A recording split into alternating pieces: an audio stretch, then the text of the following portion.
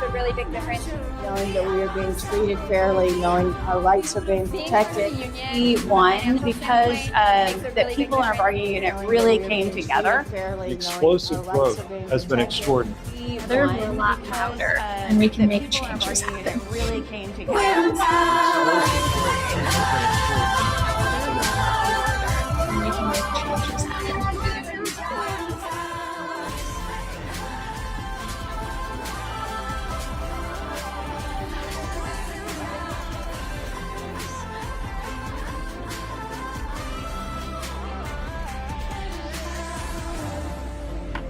Okay, everybody ready for the afternoon?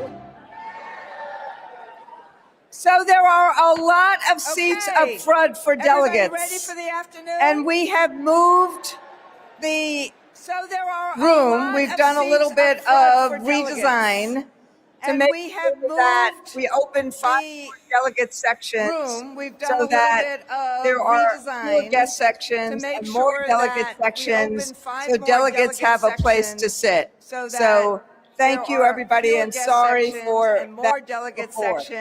So delegates have a place to sit. So thank you, everybody, and sorry for that. We've talked about what's at stake. We've talked about the threats to democracy, the attacks on our freedoms, we've talked about what's facing working people. We've talked about the threats to democracy. I started my speech yesterday, and you saw it in the videos, and I hope you feel the strength of what this afternoon is going to be about, because this afternoon we're talking about not only economic security, but economic aspiration. Because the way in which we build power for working people, because the way in which we build power for working people is to build a union, and many unions, and many locals. Okay, that is something that I would have thought that people would have exploded about. All of you, yes, exactly. Because this afternoon is about us. It is about bargaining. It is about creating unions. It is about organizing. It is about growing unions. And that is who this delegate body is. That's what organizing is. Organizing builds power. Collective power and collective bargaining is how workers turn that power into better wages, stronger benefits, safer workplaces, retirement security, and dignity on the job. And so every new member makes our union stronger, our union nationally and our unions locally and statewide. Every new local expands our voice. Every first contract shows other workers what's possible. That's how movements grow. One conversation at a time, one workplace at a time, and one victory at a time. And standing next to me is someone who has helped make so much of this possible. And I really wanted him not only to take a bow, but I wanted him to actually say a few words. Darren Nedrow leads our organization and field services department. And he and our team at OFS have worked shoulder to shoulder with affiliates across the country, helping workers organize, helping locals grow, and helping members win first contracts. So Darren, thank you for everything you and your team has done and has empowered here. Say a couple words. Yeah, thank you, Randy. So I don't have to tell this. I don't have to tell this crowd that organizing, as Randy stated, is the lifeblood of the union. And I just want to say congratulations to everybody in this room as part of the largest membership in the 110-year history of AFT. Congratulations for everything that you've done. Continue to do the work that you're doing, continuing to organize, continuing to union build, and the best is yet to come. Thank you.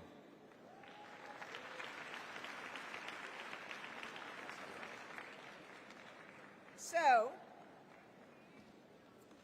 who I'm actually bringing up now, and you're going to see us doing this more and more for the rest of the convention, is that affiliates, I'm making the podium people and the script people crazy because I'm going all over the place. Thank you, tech team. You've been amazing. So affiliates across the country have been showing what's possible when workers organize, when they grow, and they stand together. And there's no better way of showing. Oh, thank you. You know, you taught me I could not move the mic, so I have not moved the mic. You know, so in Michigan, AFT members have organized new workers, won first contracts, and expanded our reach in higher education and beyond. And in Ohio, our union has continued to grow while building power for educators, librarians, nurses, healthcare professionals, and communities across the state.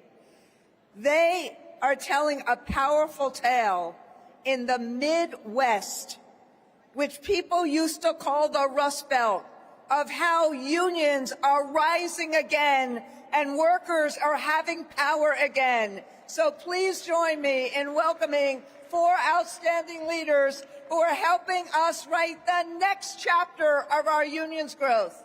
Terrence Martin, president of AFT Michigan; Penny Simmons, president of United Michigan Medicine Allied Professionals; Melissa Cropper, president of the Ohio Federation of Teachers; and Jude Verosco, president of the Columbus Metropolitan Library, one of our newest units.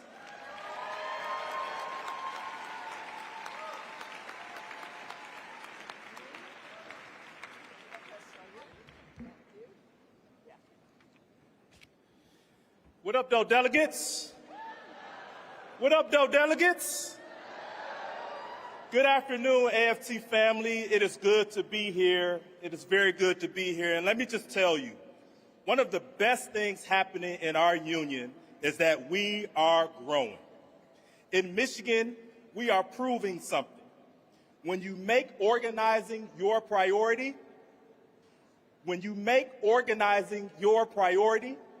growth follows, and so do victories. AFT Michigan represents over 40,000 educators and healthcare workers and school district community colleges, universities, and hospitals across the state. A few years ago, we made a decision. We were going to wait for workers to find us. We're not going to wait for them. We're going to organize everywhere we could. Today, we're seeing the payoff. Thousands of new members, dozens of new leaders, first contracts, better lives for all of our members.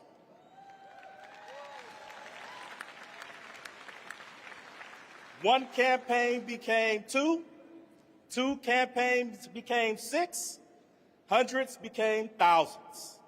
Less than 10 years ago, we had 0 healthcare members, and today we're closing in on 8,000, including over 5,000 allied professionals and nearly 400 physician's assistants at Michigan Medicine.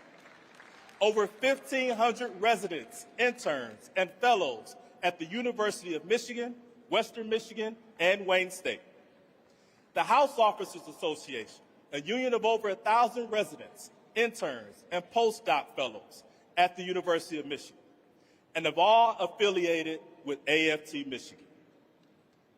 Then there's our United Michigan Medicine Allied Professionals, UMAP. Penny Simmons is here next to me. She is the president of UMAP. They began organizing back in 2020 with 1 unit, which grew to 6 units. They're now a local of over 5,000 allied professionals across the university's health system. They won their first contract in 2025 with significant wage increases and committees that give members a strong voice on staffing and more. So I wanted to recognize Penny. Penny, thank you for your outstanding leadership, and thank you for showing all of us what's possible when workers organize and stay united.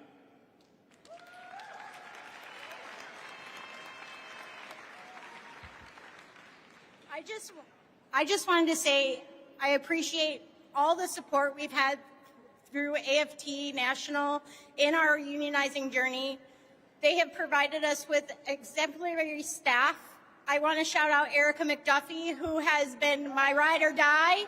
She is amazing, along with my AFT Michigan staff like Terrence, who I take such leadership advice from and is an amazing leader in himself.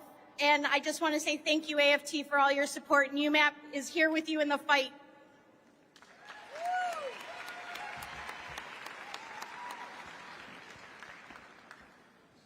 We've seen incredible growth in higher education as well. At the University of Michigan, our United Staff Union organized 1,800 services and instructional services staff. Their unit was certified in 2025, and they won their first contract just a year later. Higher wages, a grievance process, labor management committees, and employer-deducted contributions to COPE. Their president, Nathan Sandowski, is here. Where's Nathan? Stand up, Nathan. In the back. More than 400 state university extension employees also organized and secured their first contract, winning higher wages, improved benefits, and rights around layoffs. And more than 2,200 graduate student research assistants voted by an incredible 92% to join our graduate employees organization. They're bargaining right now for job security, workplace safety, fair compensation, and protections for immigrant workers. So what is the common thread here? Organizing is where it starts, and every victory builds something even bigger. The people power to fight for good jobs, retirement security, and a stronger, more equitable public education system across Michigan. Every new member makes our union stronger. Every organizing victory builds more power for working people. That's what we're building in Michigan.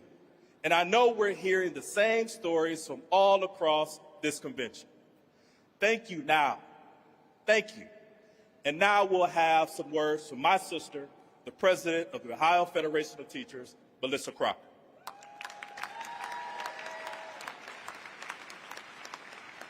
Thank you, Terrence.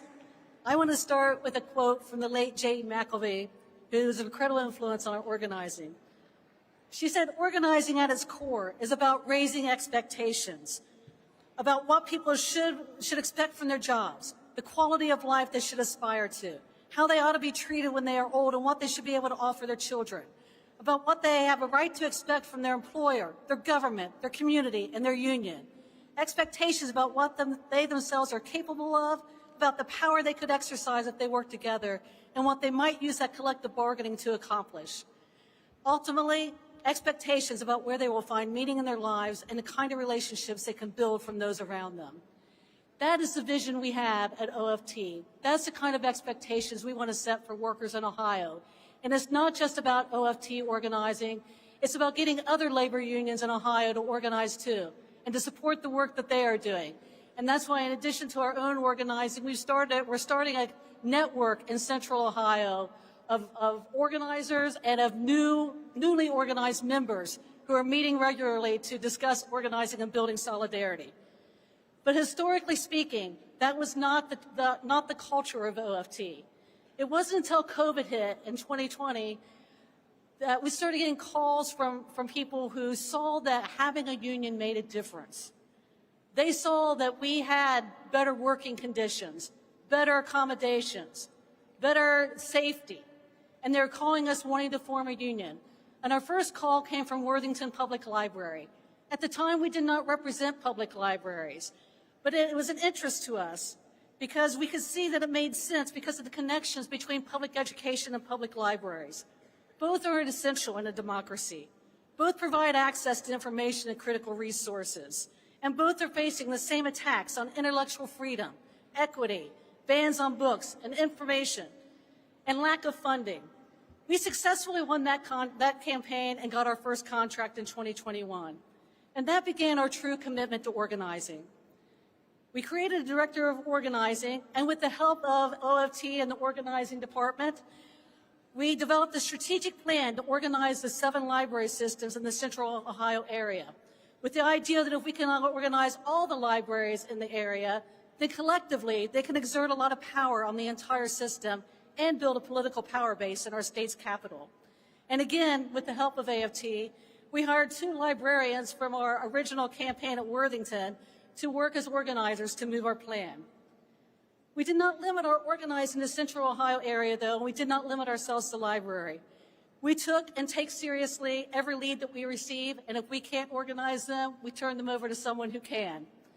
And as a result, we have currently organized and gotten first contracts at 6 libraries, 3 of them who are on our original target list, 2 charters, including KIPP Charter School, who spent $2 million trying to stop us. 1 higher ed local, which we believe includes some of the very first adjuncts in Ohio to get collective bargaining rights because the public sector does not have collective bargaining rights for adjuncts. And 2 social service providers, both of which specialize in serving the LGBTQ+ community, which has been under attack in Ohio. In addition, we very recently organized another charter school, and our most recent and largest victory is that we just won an election at Columbus Metropolitan Library, which was the largest target in our Central Ohio plan. This victory was especially momentous for us because our workers there filed for an election in December and had to wait 6 months for an election. But they worked hard during that election. I've got one of our workers here today from that election who will speak in just a minute. And they used the tools available to them. They used everything that AFT taught us about organizing to keep people mobilized and organized during that 6 months and won their election with 86% of the votes.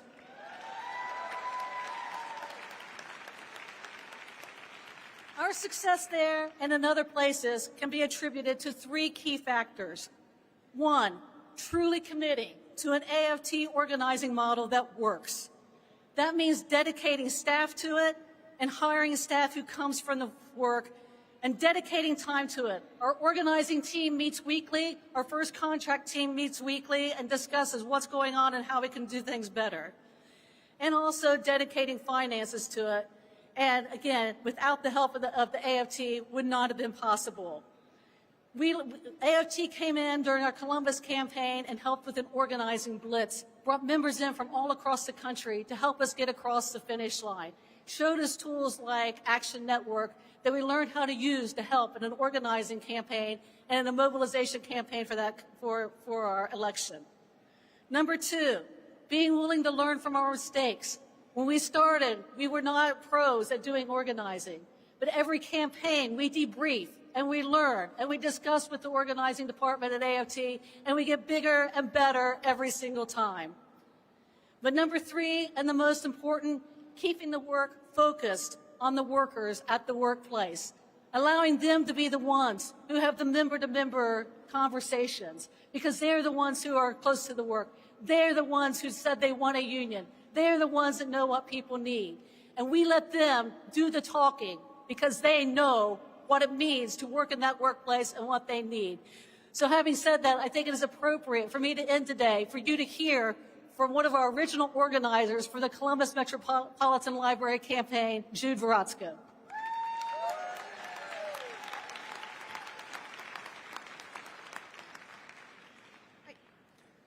I have been a member of the CML United Organizing Committee from almost the beginning. Okay, there we go. I stayed on the OC even when I was diagnosed with acute myeloid leukemia in May of 2024. I kept doing OC work even when the library tried to cancel my health insurance and fire me for running out of leave during cancer treatment. But this work paid off. On July 7th, we won our union with an 86% yes vote.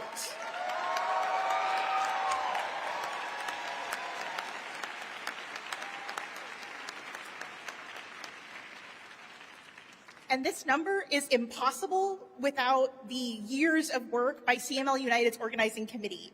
We won because of Luke and Rahath and Maria and Kim and Mar and Siobhan and TJ and Phoebe and way too many names that I'm gonna run out of time. So we did this work because we believe in the work libraries do, and we know that there is no library without library workers. Thank you.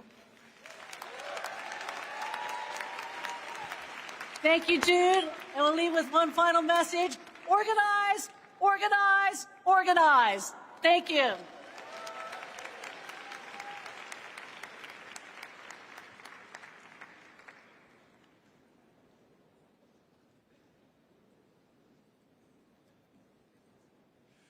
Let's hear it one more time for our leaders from Michigan and Ohio.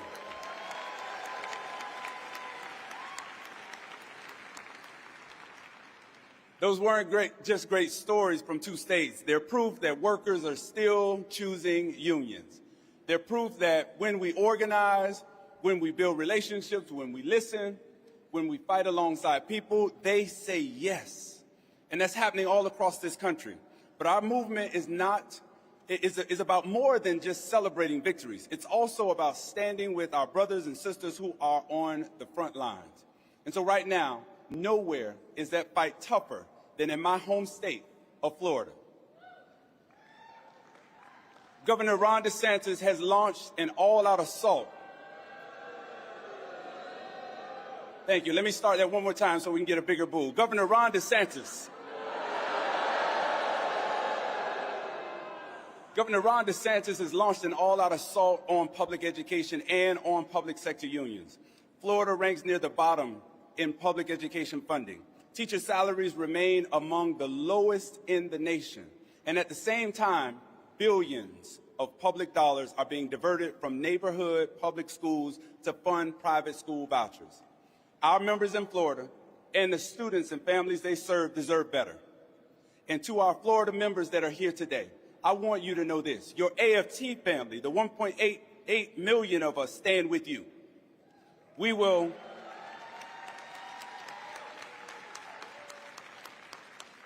keep fighting alongside you until every educator, every school staff member, and every child gets the respect and opportunity they deserve.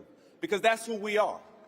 We're organizing educators. We're organizing nurses. We're organizing librarians. We're organizing higher education workers. We're organizing resident physicians. And we're organizing charter school educators. We're organizing in states where people said it could not be done. We're organizing because working people still believe in the power of standing together. Now, we can't possibly tell every story from the stage today, but I do want to celebrate just how much this union has grown and recognize some of the incredible organizing victories happening across the AFT family. So, we're going to take a quick trip around the room and hear from affiliates who have organized new members, won first contracts, affiliated with the AFT, and expanded our movement. As I call your name, I'd like you to share the victory you're most proud of. And so let's get started. Emily Vanderhoff with the Fairfax Education Unions at microphone 1. Ready?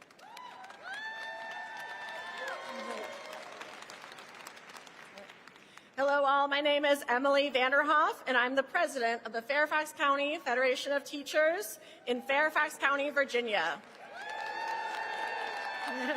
Our district, just a few miles from here, is the 9th largest school district in this country with 180,000 students, 230 work sites, and 40,000 employees.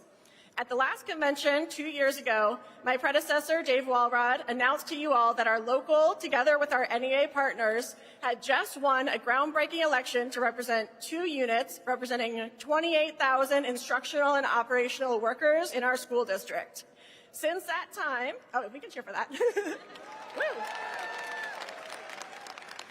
Since that time, we spent a whirlwind 2 months negotiating a first contract for these 2 units, and those contracts took effect 1 year ago this month. Are you ready to hear what we won? Yeah. We won protected pay for hourly operational workers when the divisions close for inclement weather. This means that a snow day doesn't mean a missed paycheck for our lowest paid workers. We won stopping a practice of blackout days for leave so that workers have more control over their time. Setting a cap on meetings so that teachers can focus their attention on doing the job they were hired to do.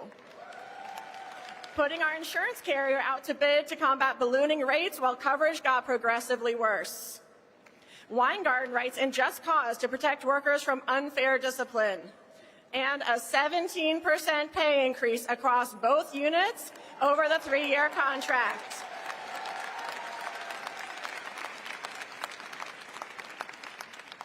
Workers join their union when they see how they can directly impact their working conditions.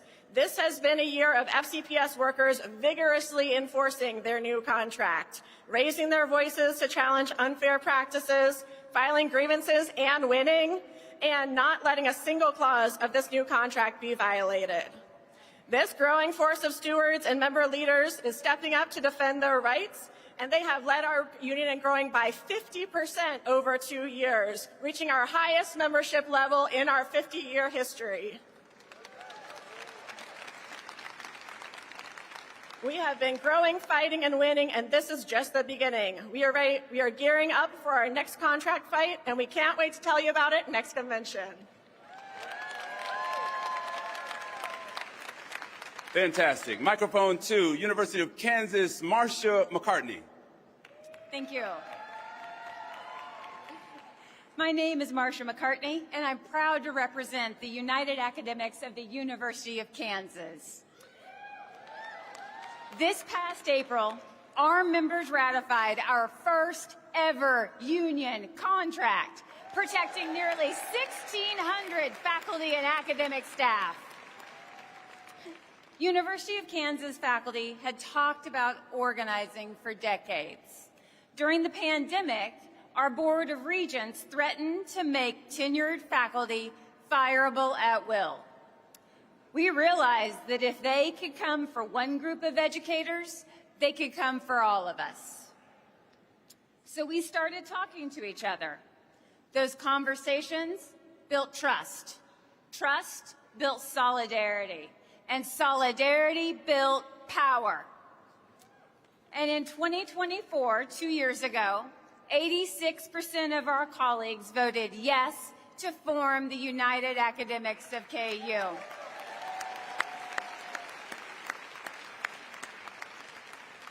Now, management had a strategy.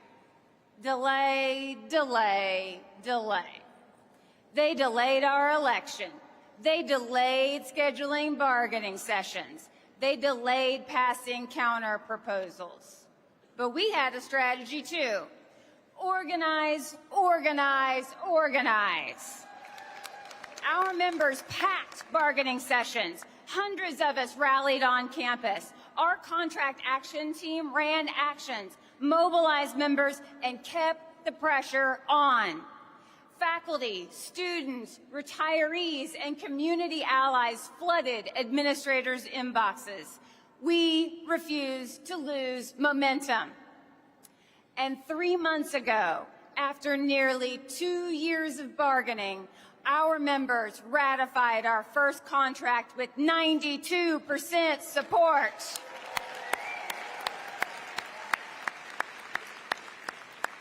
Our contract protects academic freedom because the freedom to teach is also our students' freedom to learn. Our contract lifts up our lowest paid colleagues, giving 400 faculty an average 14% raise immediately. Today, KU management can no longer make unilateral decisions without us. One union changed the balance of power. Thank you, and solidarity forever.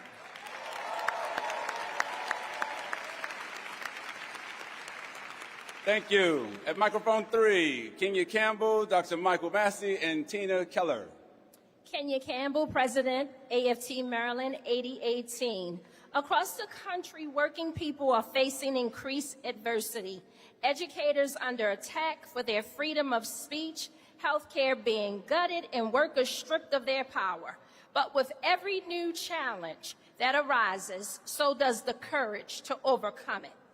Our members are proving something no one in Washington can take away.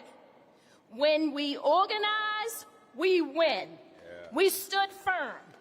Together we fought back, defending and expanding the rights of working families across the state and beyond.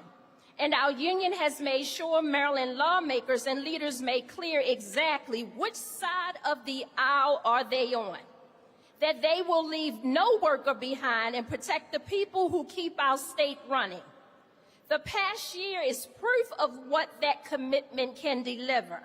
For years, non-tenure track faculty at Maryland's 4-year public universities were showing up for their students while barely keeping their heads above water. Without a seat at the table, without a voice, without collective bargaining rights that nearly every other public employee in Maryland already has. But we didn't accept that reality. We fought and we organized. Our educators testified, showing up in Annapolis sessions after sessions and demanding what was theirs. This year, we won. Maryland signed into law legislation extending collective bargaining rights to the vast majority of non-tenure track faculty at our 4-year public universities. Full-time, part-time, and adjunct faculty who now, for the first time, have the power to bargain over their wages, their benefits, and the conditions that shape their students' education. And our victories did not stop there. At the University of Maryland Medical Center, residents and fellows voted unanimously to ratify a historic union contract, the first of its kind in Maryland. These physicians, the backbone of Baltimore's healthcare system, now have the salary increases, workplace protections, and support they need to care for every person who walks through the hospital doors. Now I will yield my time to Tina and Michael. Thank you. My name is Tina Kelleher, and I am entering my 27th year of service as a non-tenure track faculty member at Towson University in Maryland. Year after year, we fought, testified, organized, and demanded the rights we deserve. And this year, we finally broke through. We won collective bargaining rights for roughly 9,000 non-tenure track faculty in Maryland. This victory belongs to every faculty member who kept pushing and every union member who stood in solidarity. And we will continue the fight until every faculty member in Maryland has a real voice at the table, because when we fight, we win!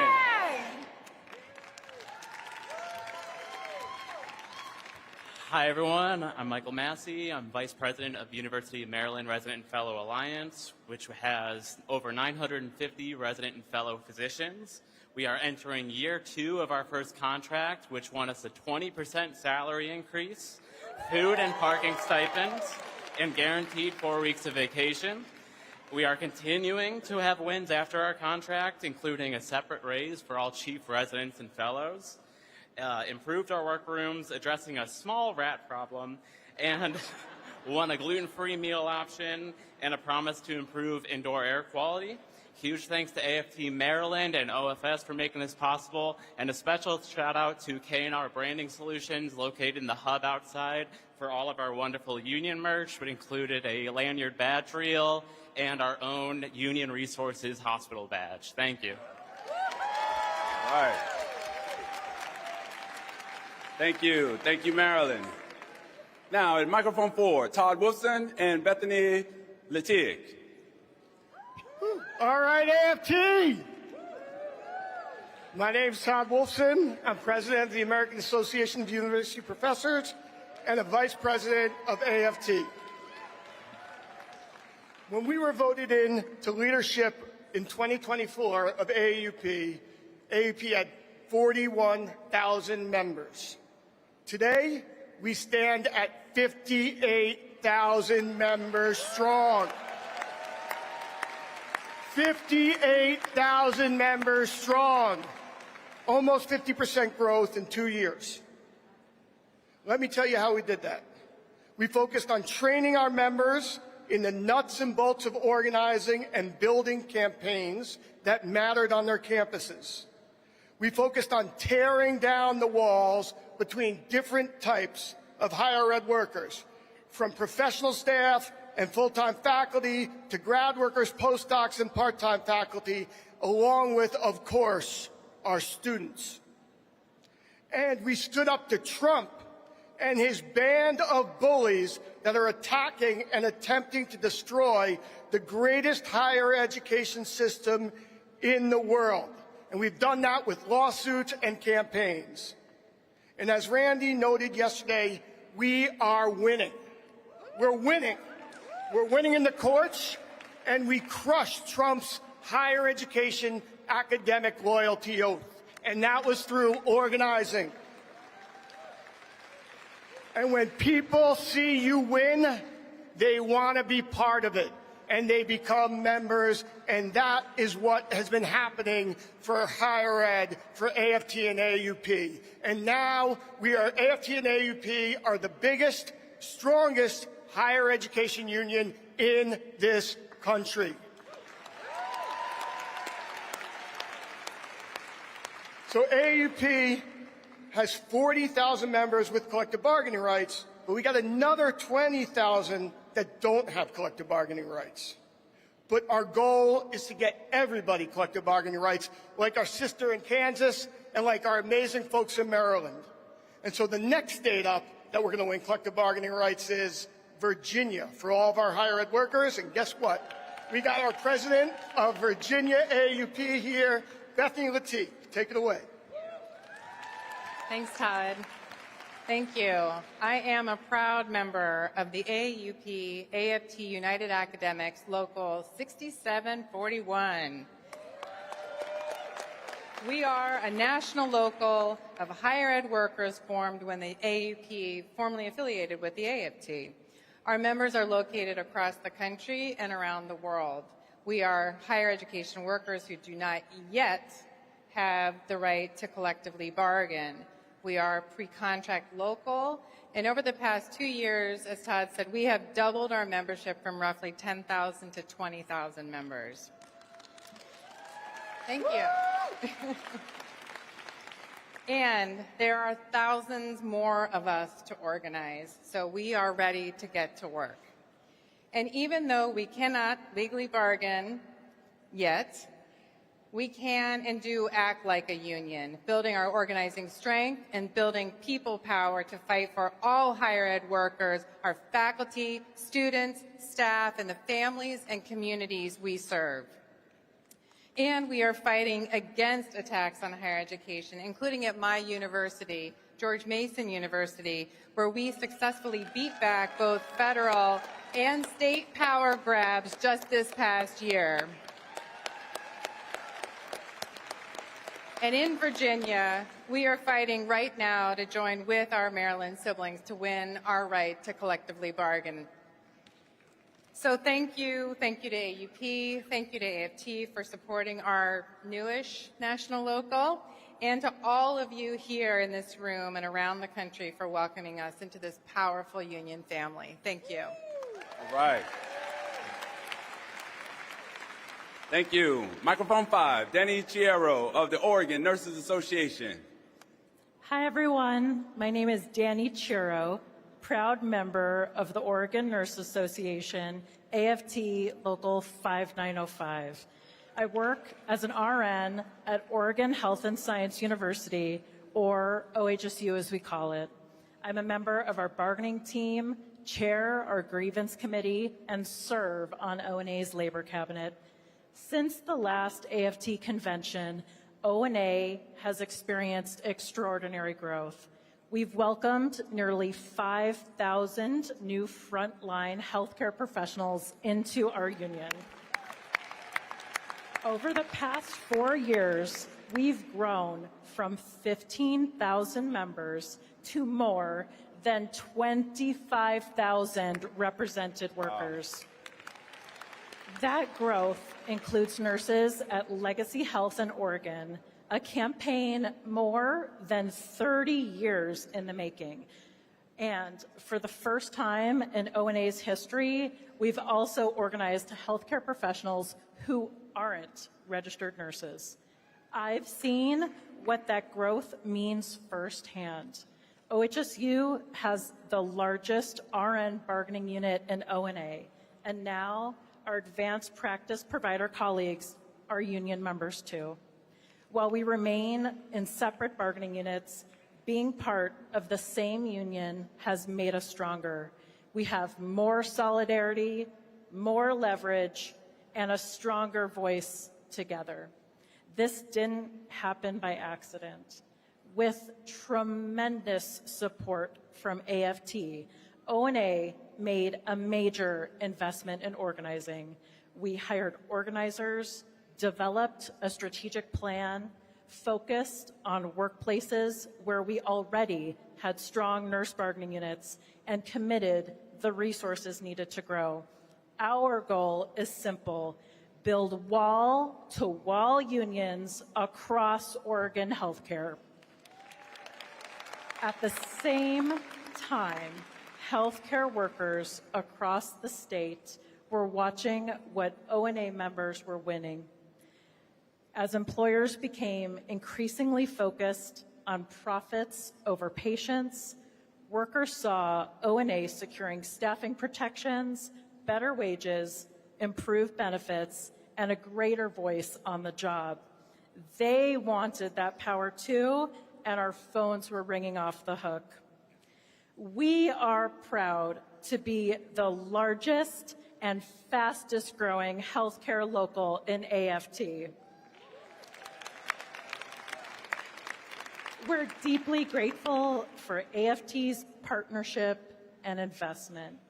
I also personally just want to thank Randy. You have shown up for O&A and for Oregon workers so much over the years, and we're so grateful for your solidarity and support. That support really has translated into organizing victories, stronger unions, and a greater ability to advocate for our members and the patients they serve. Our growth is not the destination. It is truly the foundation for what comes next. Standing alongside our partners at OFNHP, Northwest Medicine United, we will continue building power for frontline healthcare workers across our state. The past few years have shown what is possible when workers unite, and the future is even brighter because of the movement we are building together. Wow. Let's keep the good stories rolling. Thank you very much. Thank you very much. And on microphone 6, all the way from Hawaii, Terry Carvalho Luke and HNHP. Good afternoon, AFT. In Hawaii, we welcome each other with aloha. Aloha. All right, it's a great feeling to be among fellow AFT members. I feel right at home. My name is Terry Carvalho Luke, a registered nurse for 34 years at Kaiser Permanente. As president of the Hawaii Nurses and Healthcare Professionals, I'm proud to have our members from the Aloha State here with me at our very first AFT convention. After our members voted overwhelmingly to affiliate with AFT, we became AFT Local 808 on March 1st this year. HNHP has 4 bargaining units. The first ever lab professionals in Hawaii, along with respiratory therapists, registered nurses, and nurse professionals, 1,300 strong. And all of you have made all of us feel so welcomed. There could not be a better time to be part of such a force for good in our nation. We face all types of challenges today, but AFT has been a breath of fresh air. AFT is an organization that shows it cares. I believe this is a reflection of Randy Weingarten's leadership. She has created a culture of caring, and I can see it in all of AFT's decisions and actions. I want to tell you how. RNs in Hawaii had been struggling for years to pass legislation for safe patient staffing. AFT reached out to us to offer their help to build a coalition with other nursing organizations, even before our union was an AFT affiliate. Thank you, Vice President Christian Fern, for thinking of us. Because of the teamwork in our coalition, we successfully passed a resolution this year to document safe patient staffing ratios for various nurse specialties in acute care facilities. This is a major milestone. It lays the foundation to reintroduce a safe staffing bill into our legislature this coming January. Together, we will fight to pass safe patient staffing legislation in 2027. And AFT's support has been a catalyst for change, and I want to give a big mahalo to the AFT family.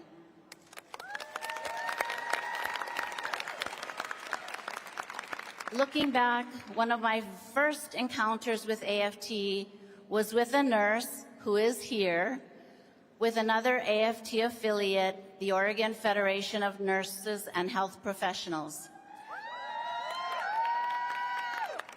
I'd worked with OFNHP for years in various leadership roles with Kaiser Permanente, who is our employer.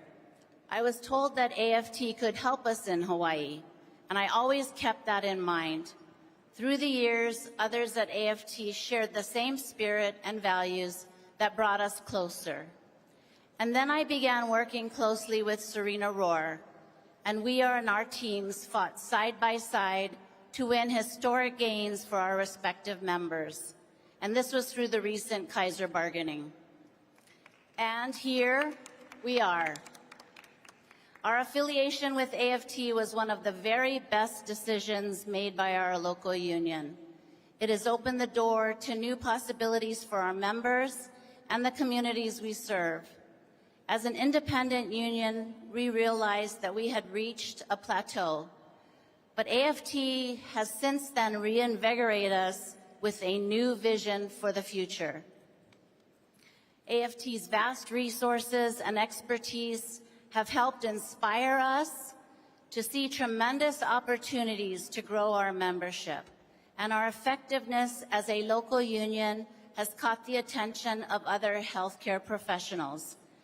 The lab professionals at Kaiser Permanente actually reached out to us to become members of H&HP, and we gladly welcomed them into our fold and successfully won a first contract for them in less than 1 year.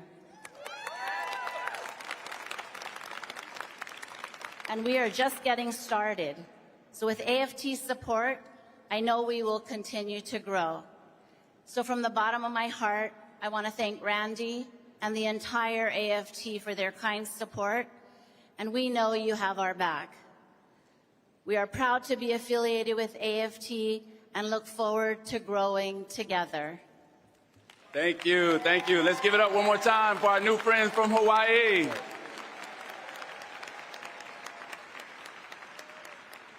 We're moving from Hawaii to down the street. Microphone 7, the DC Alliance of Charter School Teachers and Staff, Kelly Yukon. Hi, I'm Kelly Yukon, President of DC ACTS, Alliance of Charter Teachers and Staff. I'm going to tell you a little story. In 2007, I started teaching as a long-term sub for a charter school. In April of 2014, they told us the charter school was going to close. We were waiting for our new contracts. So we started to organize together to see if we can save the school. We couldn't, but we were able to place all of our students, also with the help of AFT, Cincinnati Public Schools. So they helped us. When I moved here in DC, I was able to work for another charter school. In 2018, they organized, won their election, went to bargaining, and became the first charter school in DC to have a collective bargaining agreement. That school is Mundo Verde. They are the flagship of DCX. But literally in 2023, we won 2 elections for 2 charter schools within a week of each other. They went to bargaining within a week of each other. So we were crazy good on 2 different tables, collective bargaining. We went from 200 staff to 700 in 4 years. So it's been an incredible growth for us. Organizing now is about organizing and writing policies, getting them in front of lawmakers, and paving the way for other charter schools to organize rightfully under the spirit and idea that the founders of this country had 250 years ago. Look, they agitated the boss.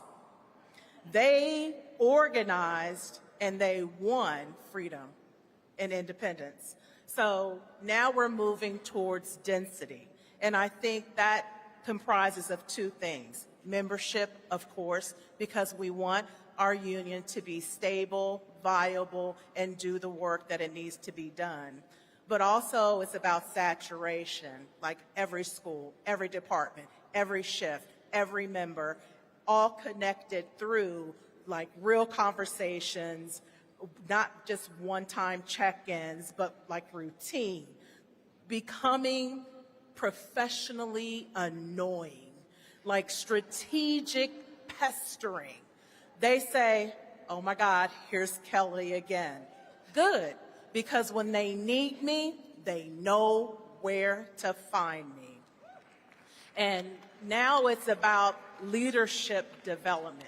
I talk to leaders, every leader that I come in contact with, I am secretly grooming to be the next president. Density now is the difference between like asking for change and demanding it together. Density is like measured by cards and how many people are ready to act together. It turns a group of employees into a union. And while our membership does build our treasury, our density builds our power. So now our collective bargaining agreements, we have a staple. And thank you, shout out to Evan Lunding, who was instrumental in writing our collective bargaining agreement. I want to say Jesse, which is my ride or die. Darren, you too. The OFS, you guys are boss. So now our contracts we have like non-negotiables for any charter school that comes under DCX. Into at-will employment, strong union security, transparent salary schedules, fair discipline and due process systems, meaningful grievance and arbitrations, clear workload and working condition protections, and of course, labor management collaboration. Things that are non-existent in charter schools, we're making them staples for DCX. We are here. We are here. I want to say a quick shout out to Katie, from Pittsburgh, Lily from Pittsburgh, and Dave Cash from Utno, my charter friends and colleagues. Thank you. Solidarity forever. Thank you. Thank you. Last and certainly not least, Joanna Loftus, President of the American Federation of Professional Educators of North Carolina. Microphone 8. Hi, I am Joanna Loftus. I'm the president of AFPENC. We affiliated with AFT this year. I want to thank President Randy Weingarten, Darren Nedrow, Jeff Coachman, and Stephanie Lee for working with us and believing in us. We feel the support of the entire AFT family. Together, we are thrilled to bring the spirit of AFT solidarity to our state, inspiring change, building membership, engaging membership, gaining power with the ultimate goal of getting collective bargaining in North Carolina. We have a lot of work to do, and North Carolina is willing and ready to make history because we have learned when we organize, we win. All right. Thank you. We can do better than that. Let's give all of our organizers, all of our locals, all of our new affiliates, everybody who shared a story today, let's give them a big, big round of applause.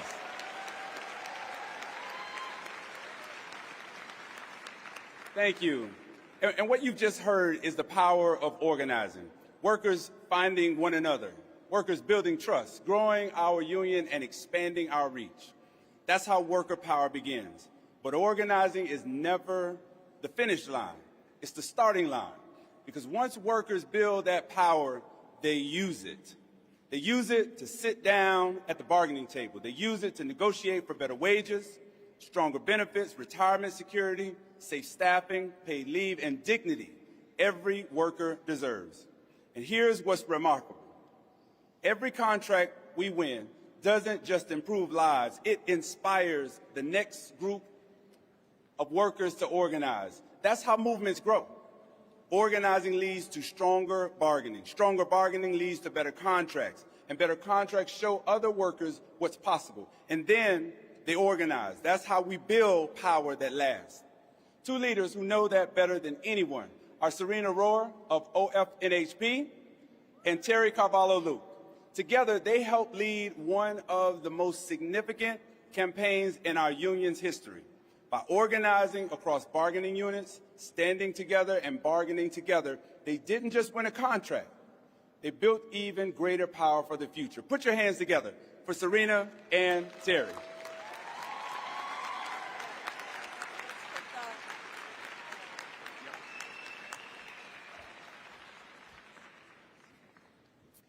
Good afternoon, AFT family. As Fed said, I'm Serena Rohr, and I'm the proud president of Oregon Federation of Nurses and Health Professionals. I'm here to tell you about our fight with Kaiser Permanente. Kaiser is the nation's largest nonprofit hospital and healthcare system, the largest private sector employer in the AFT. With an army of lawyers and consultants and virtually unlimited resources and executives so far removed from the front lines, they've confused proximity to power with proximity to reality.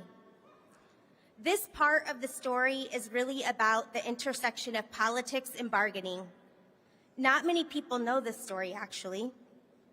But in the last contract, I was very proud to be a part of a team that negotiated comprehensive racial justice language into our Kaiser contracts.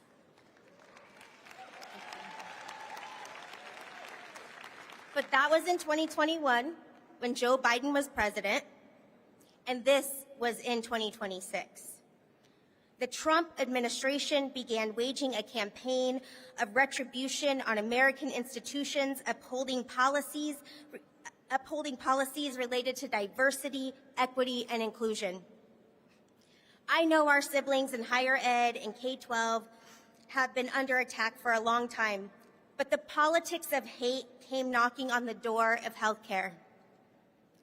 Before the Trump administration even came knocking, though, Kaiser chose to censor itself out of fear that it might be a target. At one of our bargaining sessions, we received a proposal from Kaiser that struck every mention of the term racial justice from our agreement on racial justice. A manager told us at that time they did so to reduce the size of the target on their back. So instead, Kaiser's proposals replaced racial justice with non-discrimination or health diversity, or even worse, nothing at all. Instead of developing strategies to close racial gaps in health, they proposed to focus on all populations. Look, I'm a nurse. I believe in advancing care for all populations. But you simply cannot ignore the racial disparities in healthcare unless you are ignorant, greedy, or just interested in political convenience.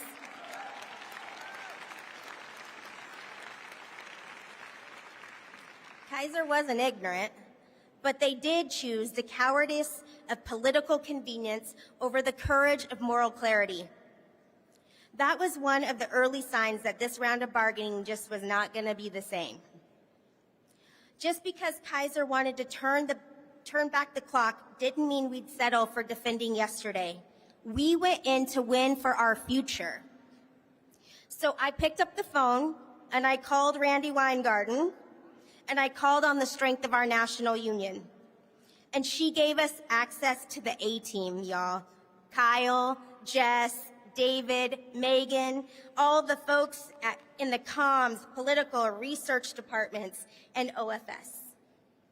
We had to design a campaign that built power in every way we could, through membership engagement and collective bargaining, through organizing with patients and communities and elected leaders, through relationships with our labor siblings in and outside of Kaiser, and alongside Terry, my friend, my sister, president of our newest AFT affiliate in Hawaii at HNHP.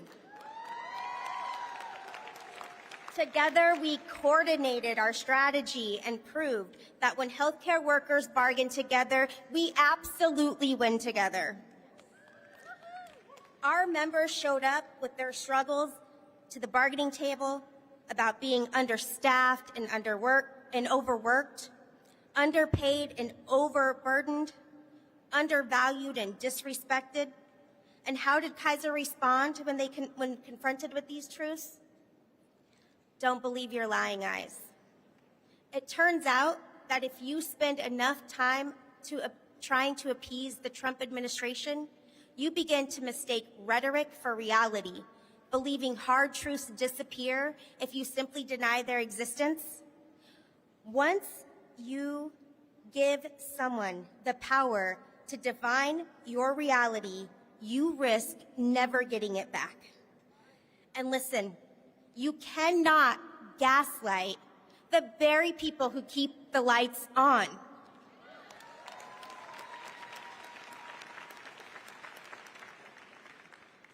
They refused to recognize the crisis, so we had to remind them. You cannot provide healthcare without healthcare workers. And when workers stand together, hospitals cannot ignore us. And more than 40,000 of us across the country stood together in the largest healthcare strike last year.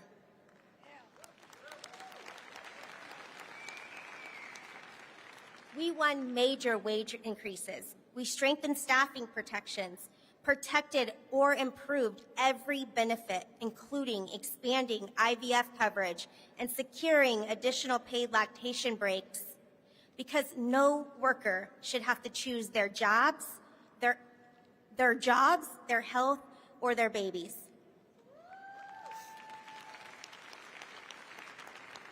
And yes, we protected every single word on our agreement on racial justice.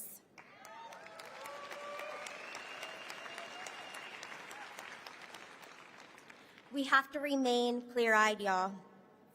As Randy reminds us, what we win at the bargaining table can be lost at the ballot box. That's why organizing can't stop when the contract is ratified. Power is muscle. We must exercise it so we continue to grow. So let every employer hear us today. We are not going backward.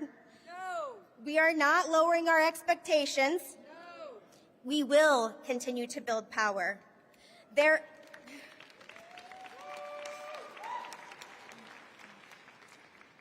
is no employer, not even Kaiser Permanente, big enough to outrun workers who stand together. Our contracts are never the finish line. They are just another row in the scaffolding. Every campaign adds another beam. Every strike raises another wall. And we're not just winning contracts here. We're bargaining for and building a movement that will outlast every one of us for those who come after us. We are not just in the House of Labor. We are building it bigger and better.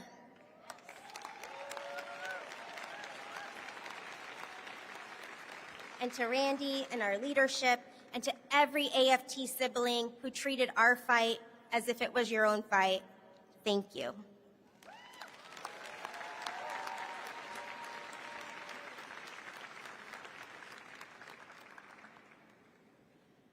Wow, thank you, Serena. I feel so inspired. And as much as I'm happy that Kaiser bargaining is done for the moment, from one sister to another, I can't wait to get in the trenches with you the next time around. We had some fighting to do, let me tell you, and we beat, oh, I'm not going to swear. We beat the you-know-what out of them. Anyways, I am so proud to be standing here among all of you, Randy, Evelyn, and Fed. From all of the bottom of my heart and all of our HNHP members, mahalo. And I do want to share with you a gift from one of our HNHP delegates, Eileen Funai, who made these beautiful leis that I'm going to present to you.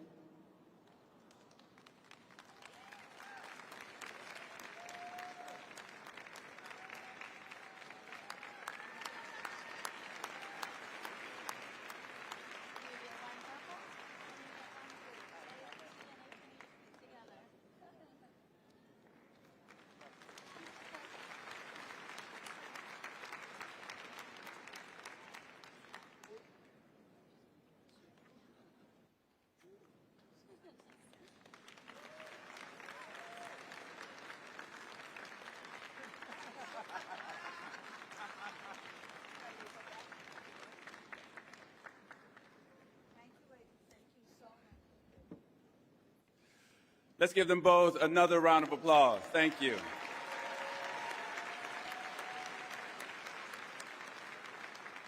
What you just heard are two incredible stories, but they're not the only stories. They're part of something much bigger. All across this union, our members are organizing. They're standing together. They're bargaining strong contracts. They are proving over and over and over again that when working people have a union, they have power.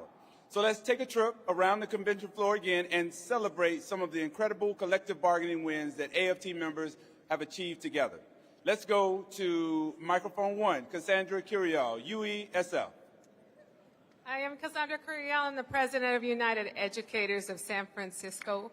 We're a union of 6,000 classified and certificated educators. We're standing here today to report that not only have we won, but like Sister Serena said, we won big. Doing site-based discipline, structured organizing, we have built over the last 5 years $300 million from district hoarding back into classrooms and paychecks. That means we have a line out the door to be hired in San Francisco.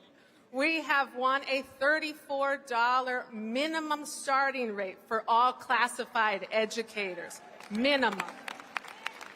We have raised wages for every single certificated, and just this last February, we want fully dependent coverage health care.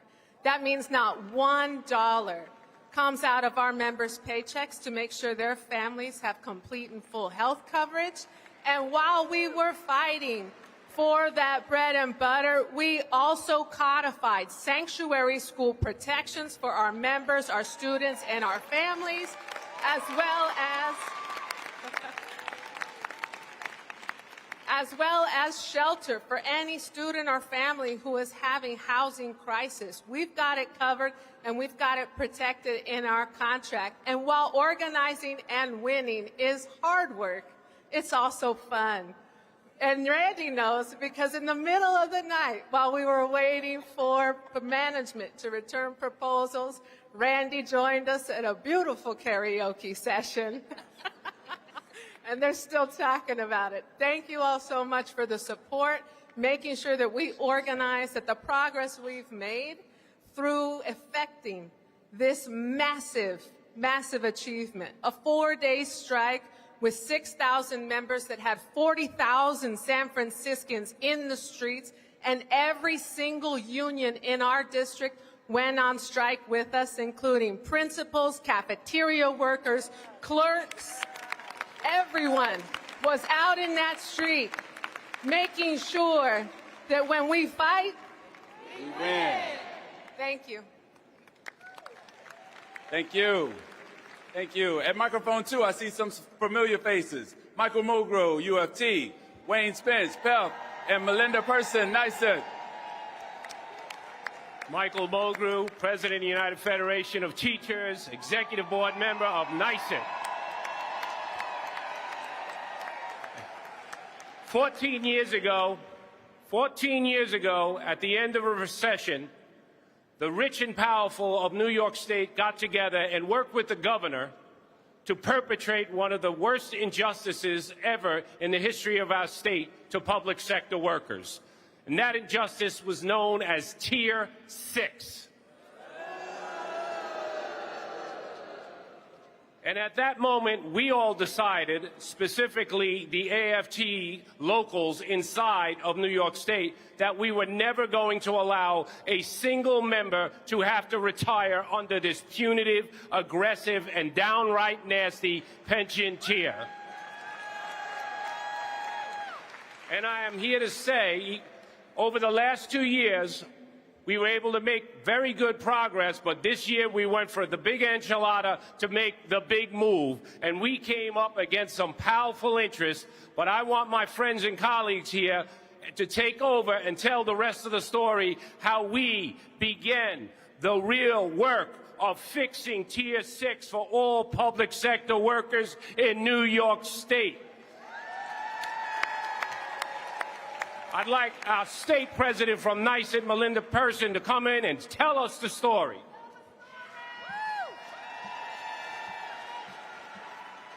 Hello, AFT.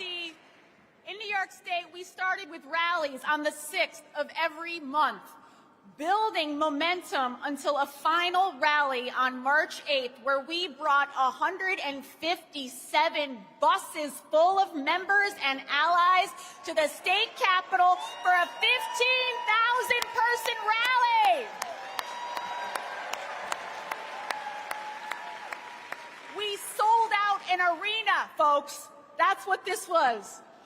And what we did at the end, when we brought it home, we saved our members from having to retire at 63.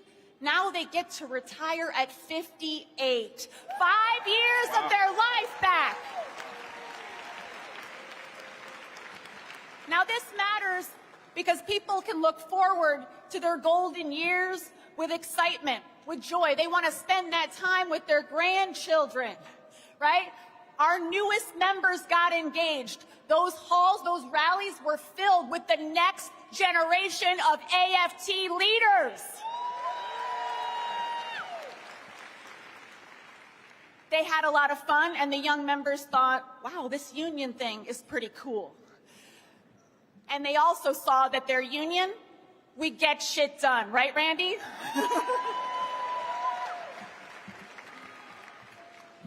So, in a union, not every time is one size fit all. And I want to thank Michael Mulgrew and Melinda for allowing space for my union, where I represent 60,000 members with 3,000 different titles in the union, from Buffalo to Long Island. Now, the average age of my members are not young teachers. They start at about 36. So for my members, if they hit 30, they'll be 666. So for my members, they might not see that retirement age. What their interest was to get some money in their pockets. The affordability issue was an issue. And it was an issue with teachers, but the young teachers wanted that retirement big number. My members wanted something else. So Melinda and Michael didn't see any robbery in me doing something a little bit different for my members. And it wasn't just my members, because we also had public sector workers in New York City, like CPS workers and other non-teachers. And we wanted the same thing. So we were able to get anywhere from 0.25 to 1.75 reduction, and that was money back in my members' pockets, anywhere from $1,300 up to $1,700. So thank you to the AFT family, because we kick butt.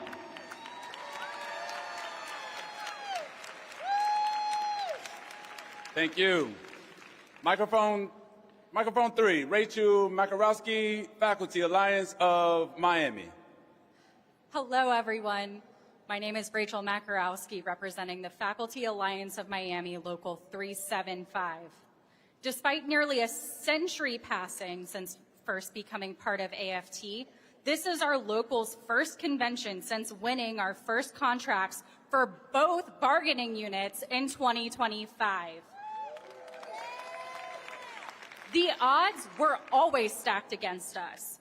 We faced a hostile employer, an equally hostile state government, and a history of unsuccessful attempts to unionize. Over the past 3 years, librarians and faculty have had to rally not just to win our first contract, but also fight harmful legislation designed to attack educators, control what is taught, and how it is taught. And they will always come after the educators who refuse to fall in line. But you know what? In spite of those challenges, we have still come out on top. In our first contracts, we managed to win a 9% salary increase over 3 years for our faculty after years of 0 or 1% raises. We got minimum salaries for faculty for the first time ever. Librarians won a 40-hour work week, and that includes our service and scholarship. And you know what? We didn't stop there, because librarians also won the right to not have to use leave when the university is closed for winter break, not just for us, for everyone. Now, the fight isn't over. Although we won our first contract only last year, we're already back at the table for contract number 2. Although faculty are still at the table, I am happy to say, as of this Monday, librarians have ratified their second contract with yet another unanimous yes.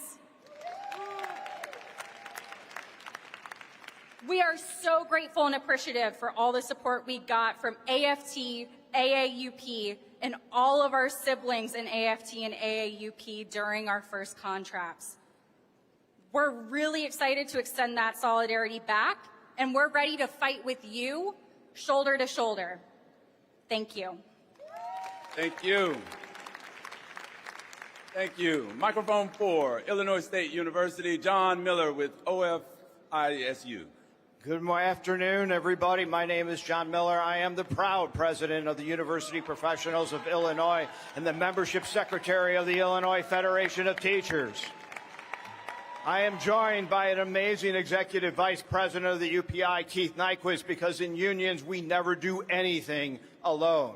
The UPI represents over 4,000 members across 8 universities across the state of Illinois. In just 18 months, listen to that, 18 months, we dropped cards, we certified, we bargained, and then ratified the first contract for Illinois State University. Over 640 tenure-line faculty members came together to say, union yes. We want a union, and through our collective bargaining, we want a real voice and a seat at the table in order to advocate for the teaching and learning conditions of us and our students. Together with our friends from the AFT and from AAUP, after listening to a chorus of no's from an administration that didn't seem to have any other word in their mouth but no, together with our students, our families, our communities, our members, and all of our other institutions, we marched, we sang, we packed board meetings, we demanded the voices of the people who teach and learn at ISU to be heard, and the weekend before a strike, with an amazing bargaining team, an amazing contract action team, and powerful membership, we won. It was in this first contract, our members won over a 12% salary increase, additional merit pay for every single faculty member, higher salary minimums, guaranteed promotion raises, increase in sabbatical pay for the first time in years. We also won guaranteed 6 weeks paid parental leave for our new families and secured a call and a promise to put locks on every single classroom door. In other words, we changed the culture at ISU to better protect our members, to protect our students, and to improve the learning and working conditions at ISU. What UFISU and UPI know, and what I think we all know in this room, is the simple, transformative truth that at the heart of bargaining and collective power, when we fight, we win. And we weren't done at ISU. We have now organized the academic support professionals in less than 1 semester and are currently bargaining their first contract. It is in unity that we can push back, fight back, win back. And Randy, as you said the other day, unions, we get shit done. It's going to be a pretty famous quote there, Randy. All right, microphone 5, Debbie White, HBAE. Thank you, Fed. My name is Debbie White from HBAE. I am a Vice President of AFT and President of Healthcare Workers. HBAE is a healthcare arm of AFT. And a couple of years ago, we made a decision because we were having no success in legislating safe staffing. And for those educators who do not know what safe staffing is, it equates to class size, only healthcare, and a critical situation with people's lives. Behind me, I have all of our leaders, well, most of our leaders who came with us today. We are here to tell you that the secret when you can't win something through legislation is to take it to the bargaining table. Because we took safe staffing to the bargaining table, we were able to secure 14 contracts with nurse-to-patient ratios, enforceable nurse-to-patient ratios. This was enormous.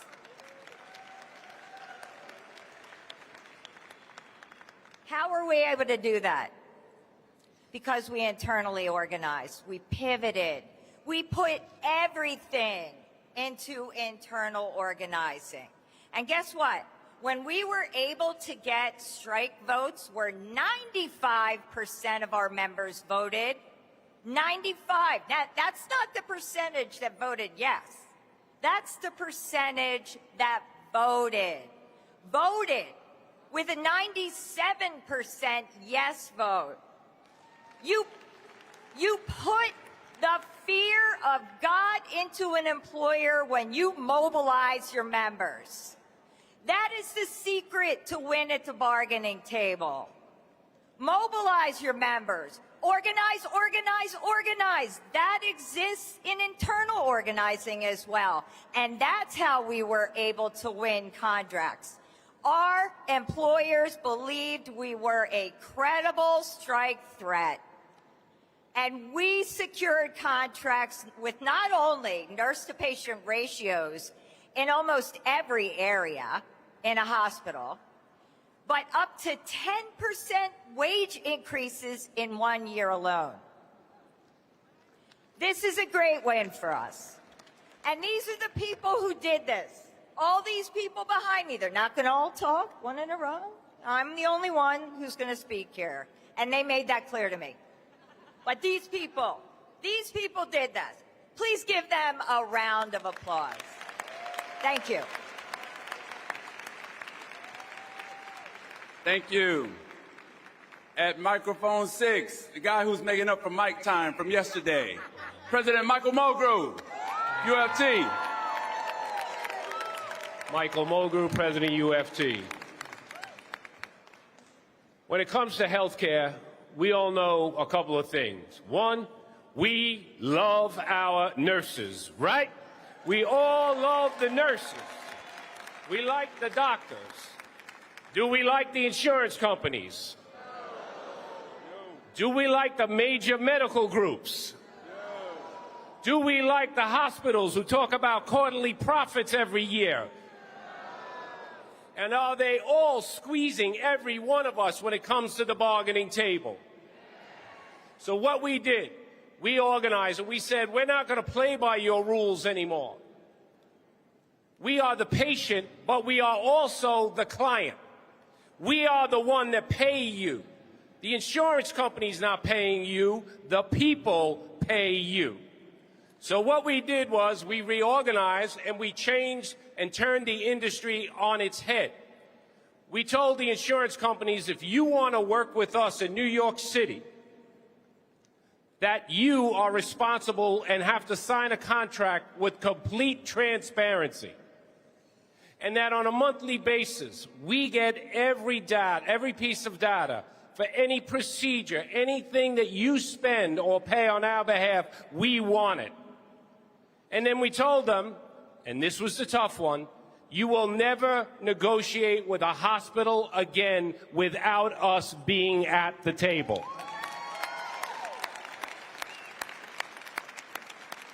Because we know, because of the thousands of nurses we represent in private industry, when we go to negotiate contracts for our nurses, the hospital tells us how much money they're losing.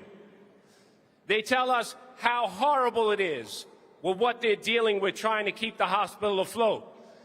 And then it's like Christmas morning for me as a union leader when I show them the commercial that we have put together where I'm putting the CEO of the hospitals, his compensation package and his $8 million bonus in the commercial and said, do you really think we're going to buy this bullshit? So with that in place in New York City, what we were able to do is we were able to negotiate a revolutionary plan for all city workers. So in New York City, we went from 430,000 doctors to 1.3 million doctors across the United States. We were able to eliminate 85% of all prior authorizations. And more importantly, we were able to lower our health care costs by over $1.2 billion in 1 year.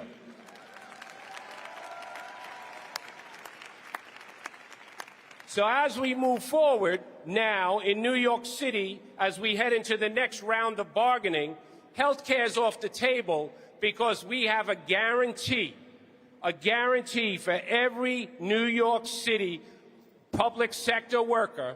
We have a guarantee of 5 years premium-free health care. Greater benefits, more access, better cost. That's what we do when we make sure we use our voice and we are at the table at all times. Our money, our voice. That's how you deal with the health care. Thank you. All right. Thank you. Thank you. At microphone 7, Deb Howes of New Hampshire. Good afternoon, brothers, sisters, and Union family. I am proud to be here today representing AFT New Hampshire. This is your reminder that organizing and mobilizing members can be used for winning fights in the legislature, even fights that look impossible on paper. In New Hampshire, we won several big fights this year, including one serious attack on public sector collective bargaining. And I will tell you about that in just a moment. But first, I have to tell you a little bit about the odd state that is New Hampshire. We are not a red state or a blue state. We are a purple state. In the last 8 out of 9 presidential elections, we have indeed voted for the Democratic candidate for president. We currently have an all-Democratic federal delegation, but for most of the last 10 years, we have had complete Republican control of our governorship, our state House of Representatives, and our state Senate. And how do we do that with the same people casting ballots?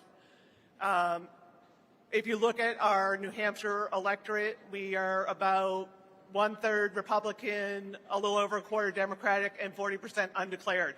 We have people who will split the ticket every single election. Our membership, while it leans more Democratic, does reflect what you see, what I just told you about for the voters of the state. So it is a difficult place to do politics because we always have that split going on. We have to deal with both parties and appeal to the common sense solutions. Now, our members expect us to deal with any legislators who will support our core principles of supporting public education, supporting workers' rights. So that is always our charge when we go to the State House. We had this bill come up this year that would have allowed for public sector individual bargaining. So someone could try and get a better deal from the boss, a higher wage, better working conditions, a better schedule. That is right out of the playbook to try and bust unions and break us up, weaken worker power. We weren't having any of it. It's from the same folks who brought us right to work. And by the way, we have defeated right to work the past 40 years in New Hampshire. Every single time it comes up, yes. So we were determined to fight this.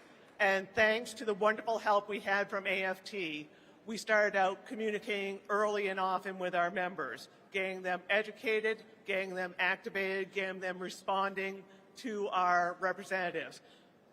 We have 400 members of our House of Representatives in a state of 1.4 million people. That's like 1 for every 3,500 people. If you look around a room this size, if you don't see a state representative, chances are you are the state representative. Yeah. And they run every 2 years, the House, the Senate, and the governor. So they have to go out and ask for votes every 2 years. There's a lot of in-person political contact. That's our culture in New Hampshire. We are used to talking to candidates, asking them tough questions, and hearing from them several times before we make up our mind. So they are used to having to ask people for their votes, and when they hear from someone who actually lives in their district, it makes an impact. So our strategy was to reach out to our members and get them to contact their representatives. And with the help of AFT, we made sure we reached every single member to ask them to contact their representatives. That made a difference. Yes, we also work closely with our unity table and our New Hampshire AFL-CIO because they have that track record of beating right to work. This bill had carved out the firefighters and police and first responders unions, hoping that, we wouldn't stand together, that they would just feel they were safe and leave us high and dry. Yeah, that's not playing either in New Hampshire. We know an injury to one is an injury to all. The firefighters stood strongly with us and publicly.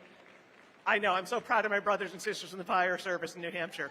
And they came and testified, and they stood by us. They got all their members to contact representatives as well. And then finally, we also had some great help from AFT on contacting not only our own members, but getting some wonderful ads to put up on social media that we could share with all of our community allies.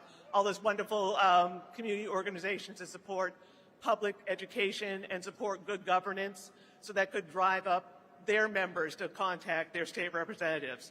When it came time for the vote on this piece of garbage legislation, it was 177 to 159, not only against the bill, but they indefinitely postponed it so it could not come back as an amendment or somehow sneakily stuck on to any other piece of legislation. It was gone. It was a good victory for our members, for all the working people of New Hampshire, and thank you, for all of you, because you all supported us. We appreciate it, and thank you very much. Thank you. And rounding us out, at microphone 8, Fred Cole with UUP. Thank you, Fed. As Fed just said, Fed, maybe we ought to go on the road as the Fed and Fred show. But I want to acknowledge my colleagues here from UUP. They've behaved themselves while we were waiting. They are a slightly unruly bunch, but then again, we're higher ed. I do want to salute all of you in the hall. I mean, the last couple hours have been so informative. So I'm gonna try to keep it brief. Although when Raphael Warnock yesterday said, a Baptist minister saying, in conclusion, that's just not true. Well, it also rings true for those of us who are college professors.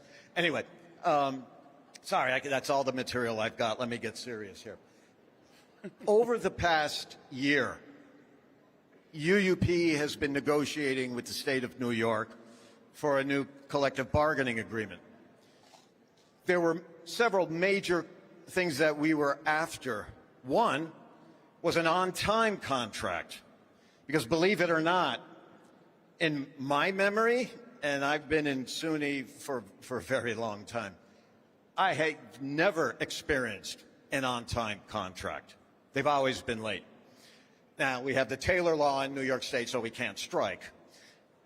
Having said that, this year, the reason it was so crucial for us to be on time, our contract expired June 30th, just a month ago.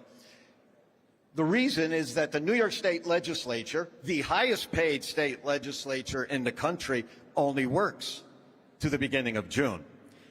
And when we negotiate a contract, they have to pass a pay bill so that then they can pay our raises. So we had to get this contract done before June 4th, when they would be leaving town.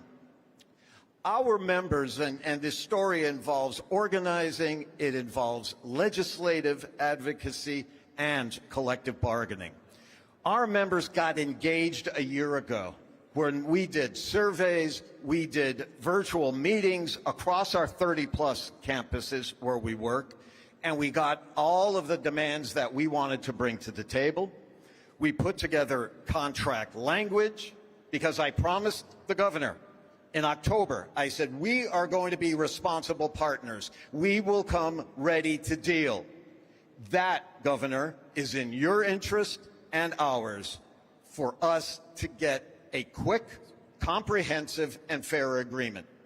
We got to work, and by we, I want to emphasize 15 volunteers who served on our negotiations team and worked their asses off over the span of the months from February to June, holding meetings with the state of New York, hammering out an agreement that is historic. They were led by Brett Benjamin from the University at Albany, our chief negotiator. And first and foremost, as I said, we had a couple of goals. One was major financial gains. We got a 5-year deal. At the end of that 5-year deal, we will have gotten over 19% increases in our base salaries, plus more in other areas on the financial side of the agreement. Historic. We haven't seen a 4.5% raise, which is the first raise, in 30 years. So this is a major gain. The other big, important, historic achievement was protections regarding artificial intelligence. Artificial intelligence was dealt with first, where we got involved with NICET and advocating with the AFL-CIO to get legislation passed over a year ago. That legislation would protect jobs from being replaced by artificial intelligence. Now, the State University of New York tried to wiggle out of being covered under this legislation. It was for public sector employees. They claimed they were, get this, an educational corporation, not an agency. Fine, whatever. We immediately went to work, again, with our allies in NICET, and what we did, we got amendments passed to the original legislation that forced SUNY to be covered by that. But that wasn't good enough. The process of enforcing the law to protect our members was very cumbersome. So we went to the table demanding language in our contract, and we got it. A new Article 44 that protects us. Jobs cannot be replaced by AI. Any use of AI. We don't restrict that. No, that's fine. We've got members who do research on it and utilize it. That's fine. At the end of the day, the person at the front of the classroom, the person doing the student support services, they are the human element and will have ultimate say. And just as important, when evaluations are done, ultimately it must be a human being who makes the determination, not AI. It can be a component. It cannot be the ultimate determining factor. And so we got the contract in, we got it on time. It was because of strong organizing, it was because of strong legislative advocacy, and then hammering things out at the table with clear, aggressive, ambitious demands that in the end got us this historic agreement. And so we are, and we're proud to say that. Solidarity forever. Thank you. Thank you. Thank you, AFT. Let's give all of our locals a big round of applause. As you know, every contract we just celebrated has one thing in common. It puts more power and more money into the hands of working people. Because affordability isn't an abstract concept. It's a real issue for our members. So,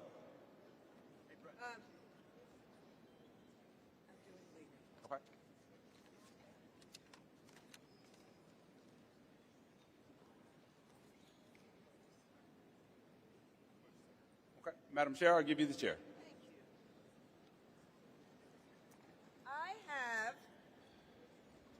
Thank you. I have the honor right now. You just heard, was that not great? I mean, we really wanted people to see what other people are doing, and yes, how other people are getting shit done. But I have the honor right now.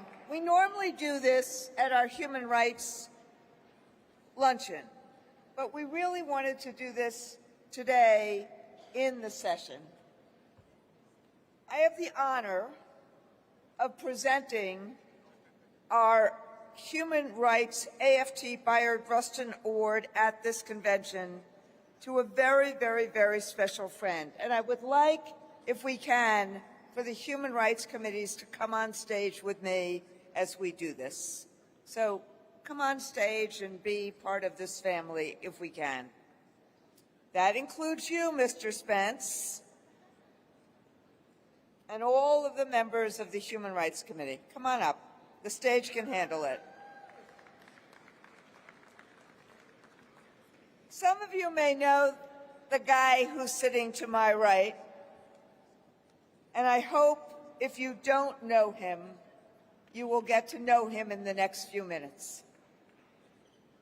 Bayard Rustin knew this, that the fight for civil rights and the fight for workers' rights are one fight. He marched with sanitation workers in Memphis.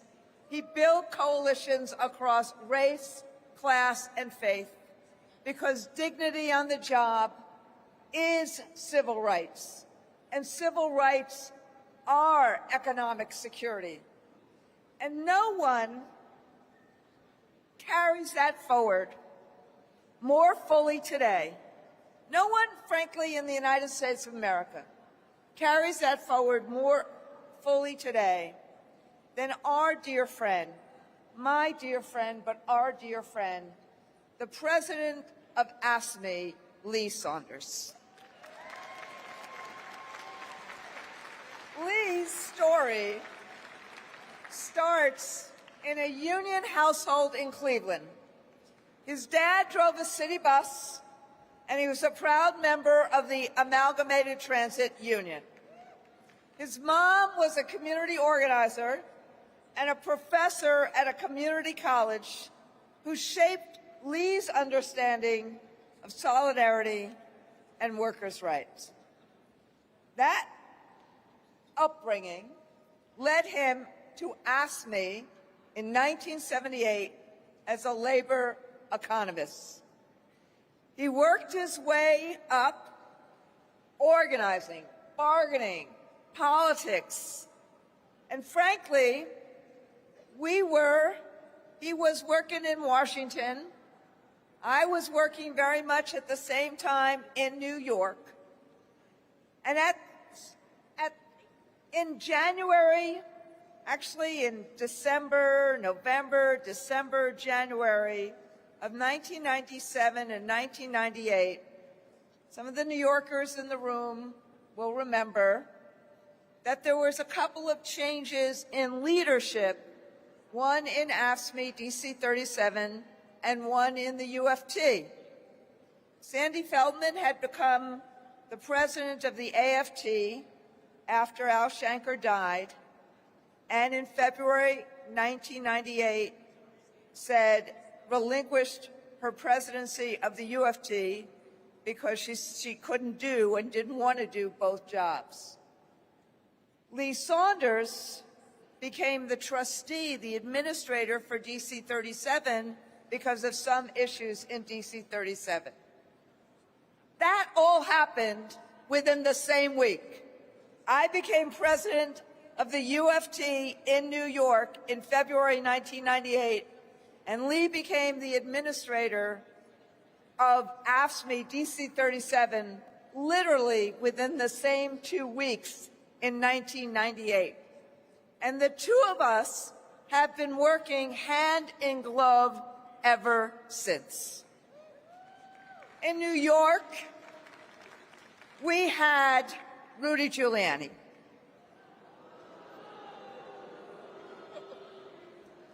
I guess everybody remembers. Okay, he was just as crazy then. And we had suffered because of lots of issues and because of the finances never being what they ought to be in New York. Both unions had taken wage freezes in the mid-1990s.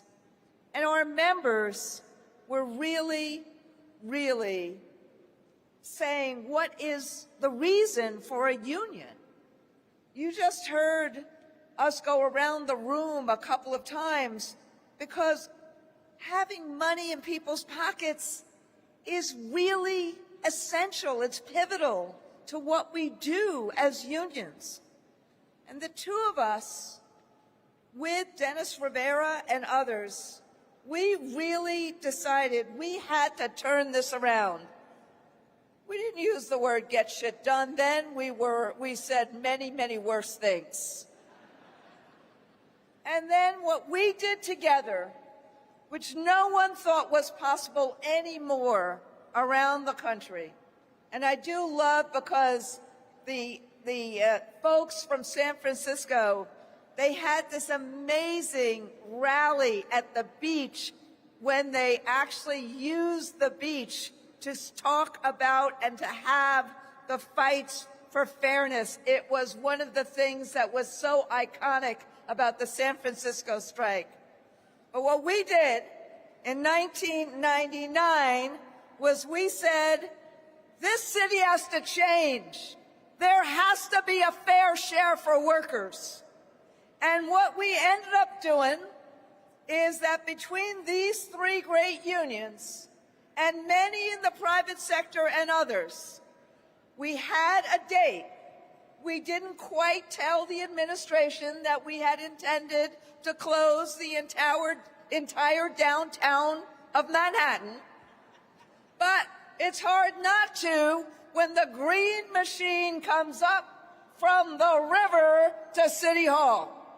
And when the big purple machine comes down from 42nd Street, and the big blue machine goes over the Brooklyn Bridge, that's the UFT, and ends up coming to City Hall. It's really hard to keep downtown, which is the Wall Street area, which is the financial area, open when we say workers need a fair share. And that is what we did. And it shifted not only the conversation, it shifted the way in which the New York municipal workers and the way in which 1199 was seen. We said to each other, no, our members deserve more. And we created an environment to do that work. Yes, Giuliani was pretty pissed. And there were many, many, many changes in the way in which protests were organized or were personed by the police department from that point. In 2012, Lee was elected AFSCME president, the first African American to lead that union. And since then, we've been on the same picket lines, in the same hearing rooms, made the same calls to Capitol Hill through Janus, the pandemic that exposed every inequality that we've been fighting, through every attack on the freedom to organize. We have both led in a period of time of constant fight.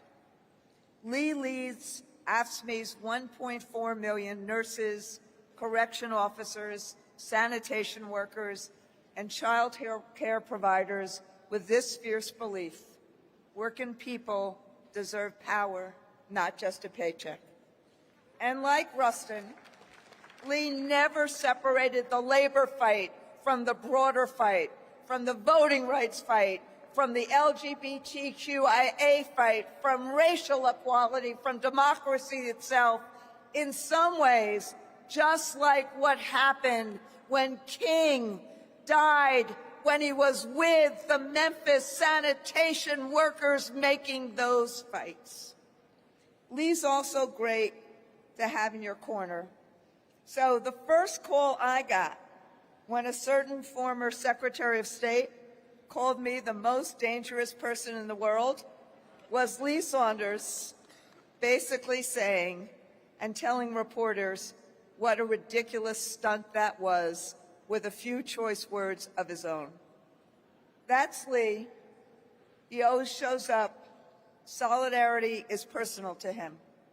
And now, after 14 years of leading AFSCME and a lifetime in this movement, Lee is stepping back. Come August, he's handing off the gavel. And I know he'd rather we talk about the workers than about him, but what he's built doesn't retire with him. Every nurse, every correction officer, every sanitation worker, every child care provider with more power on the job is because Lee showed up. It's because of what he has built and created at AFSCME. It's the organizers he's trained. It's the coalitions he's built. That is Lee Saunders' legacy. It's the union movement that he has helped envision, shoulder to shoulder, AFSCME and AFT. The work will outlive Lee, but Lee has made sure that we have recreated and re-envisioned the public sector workers movement so it cannot die and it can thrive. Thank you, Lee Saunders. And because of all of that, where is my award? Oh, there it is.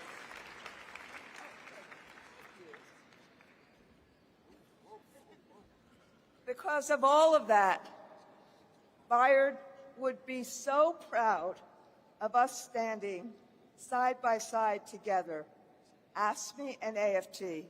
I am honored on behalf of all of us to present our friend, my brother, our brother, Lee Saunders, with the Bayard Rustin Award.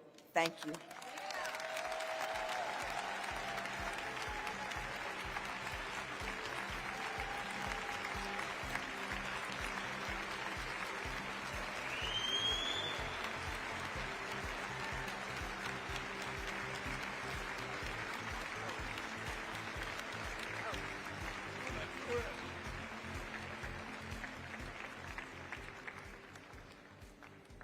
Well, good afternoon. Okay, now we can do a little bit better than this, AFT. Good afternoon. Is AFT in the house? Is AFT in this house? I want to thank Randy, my partner, my friend, for that very rich and kind and generous introduction. She read it just like I wrote it for her a couple days ago. You know, before I accept this great honor, I want to talk about what we've been through. I can't believe it's been more than 25 years since we first teamed up to kick some ass and raise some hell in New York City. You at UFT? UFT in the house out there? Is UFT there? Randy was at UFT and I was at AFSCME District Council 37. DC 37. As I get ready to retire next month, one of the things I'll miss most is the conversations that Randy and I would have on a regular basis. We'd have those strategy sessions, the work we've done together to build power for working people, and we have done that, and that's been one of our priorities. But even though I'm stepping away from my leadership role at AFSCME, you're not getting rid of me that easily. You know, professional careers and union presidents, we eventually come and go. That ends. But the friendship and the love that are between Randy and me is forever. She has been my partner, and I have been her partner. And AFSCME has been AFT's partner, just as AFT has been AFSCME's partner. Do we have arguments sometimes? Do we have fusses, fights? Of course we do. We're family. That's what families are all about. But we know when to push those differences aside. We know when to come together, and we know when to fight like hell against somebody who's trying to take our rights away from us. That's who we are. That's what it must be about every single day. So I just want to say this real clearly, and Randy knows this. She's my sister, and I love her very, very much. Thank you, Randy, for your friendship. Now, I also want to thank my entire AFT family. I've been proud to fight in the trenches with you for so many years. When I say that, I speak for all of the 1.4 million members of my great union. They stand shoulder to shoulder with you, serving and strengthening our communities all across this country. They work with you in our public schools as paraprofessionals and custodians and cafeteria workers and bus drivers. Like you, they provide first-class medical care as nurses and healthcare professionals. And I'm proud also to come from a family of educators, a real family. You know, when I was a teenager, my mom went back to school and became a community college professor in Cleveland, Ohio. And guess what? She was an active member of AAUP. Now get this. My grandfather, this was a long time ago, was the principal of Kelly Miller High School in Clarksburg, West Virginia. The school was named, and there's a history to this. The school was named for a freed slave who became a prominent educator and intellectual. And even though they called it a high school, it was actually grades 1 through 12. Because of segregation, African American kids of all ages were placed together under one roof. My grandfather was also president of the Professional Organization for Black Teachers. But Jim Crow laws kept white educators and black educators from being in the same union. Eventually, the laws changed, and with my grandfather helping lead the way, the two groups merged and integrated in the 1950s. That's history. It's a part of me. It's a part of my family. It's a part of our history. I'm also proud to receive this award bearing the name of an iconic humanitarian like Bayard Rustin. Honestly, I'm a little humbled just to be mentioned in the same sentence as him. You know, there aren't people in American history who've done more to advance the values that all of us share in this room. The values our movement represents. He understood that you can't separate economic justice from racial justice, and that progress on both never comes in a straight line, but it always is in fits and starts. He understood that there's not just an intersection between labor rights and civil rights. It's one road, and we walk that same road together. You know, not enough Americans know that architects of the March on Washington, A. Philip Randolph and Bayard Rustin, they were also labor leaders. Hell, not enough trade unionists know that point. But they were trade unionists as well. The full name of the demonstration was the March on Washington for Jobs and Freedom. The March on Washington for Jobs and Freedom. It wasn't just about racial emancipation. It was about dignity and respect for all working people. I was 12 years old during the summer of the March on Washington, and I don't think I really was mature enough to fully grasp the significance of that important event. But I'll tell you this, I was old enough to know it was my parents' union jobs that put dinner on our kitchenette table and a roof over our heads. Randy mentioned this. My dad was a city bus driver, the city of Cleveland, and he was a proud ATU member and also a steward. And he made sure that I understood the importance of unions. He made sure my brother Emmett also understood it too. After Emmett came back from Vietnam, he went to work for the phone company and became a longtime member and steward in a CWA local. So I grew up in this movement. My family was a part of this movement. We understood that African American families like ours had opportunities because of union jobs, good union jobs, and especially union jobs in the public sector. At the post office, think about it back then. At the post office, at City Hall, the courthouse, the transit authority, the school district, these jobs were a way in, and these jobs were a way up. Even when the private sector's door was slammed shut in our face. Even when discrimination wasn't just commonplace, discrimination was the law. This movement that we're in, this concept of labor and fighting for working people and improving their lives is not an abstraction for me. A union job in public service gave my family security, gave my family stability. And you know what? It gave me a future.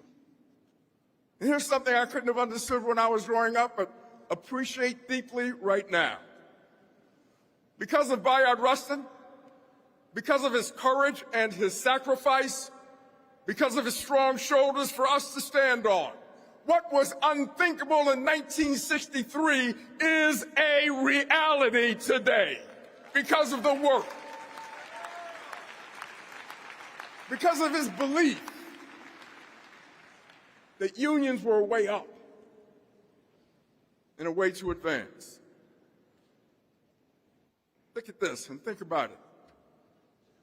You look at me, and I'm blessed with the history that I just laid out to you of my family. I'm blessed to be the first African-American president of what I believe to be one of the greatest unions on the face of the earth, and that is AFT. I am blessed. And look at the person next to me, my buddy, my partner.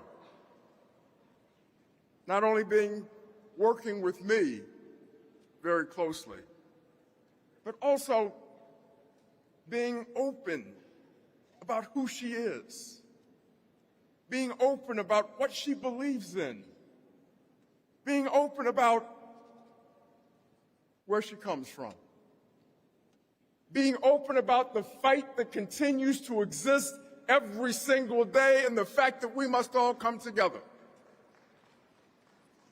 That's what all of us must do.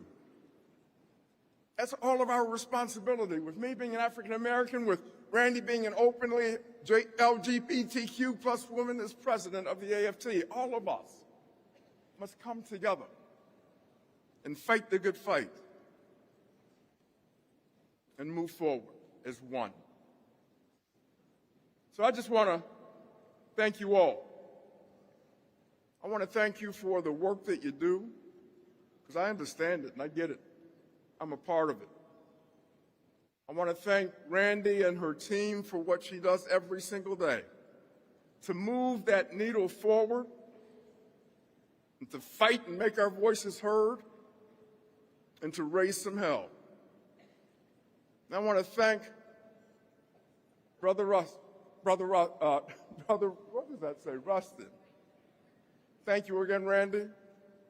And thank you, AFT, for the work that you do, the work that you will continue to do, the fact that you will continue to raise hell and fight like hell and make your voices heard for the workers of this great country. Thank you very much for this great honor.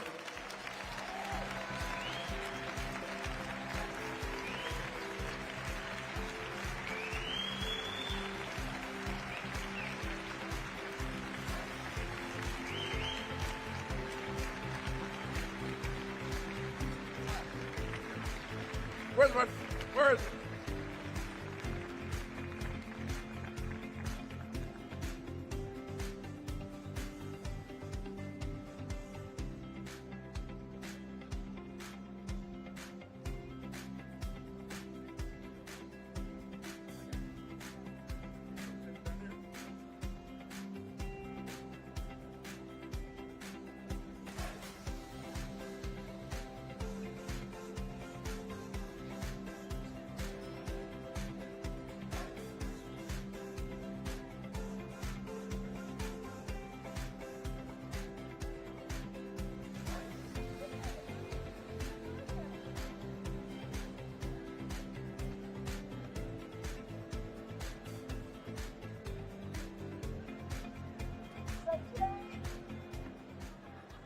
And then right after this, we have one more very special event, and we have one committee. But one of the reasons, can you hear me or no? Sorry, I've completely lost my voice. One of the things that we are trying to do now in these conventions is to make sure that we have resources available for every local. And one of the resources we're going to talk about tomorrow in terms of how to help bridge differences, and one of the resources we're going to talk about today in terms of this affordability campaign.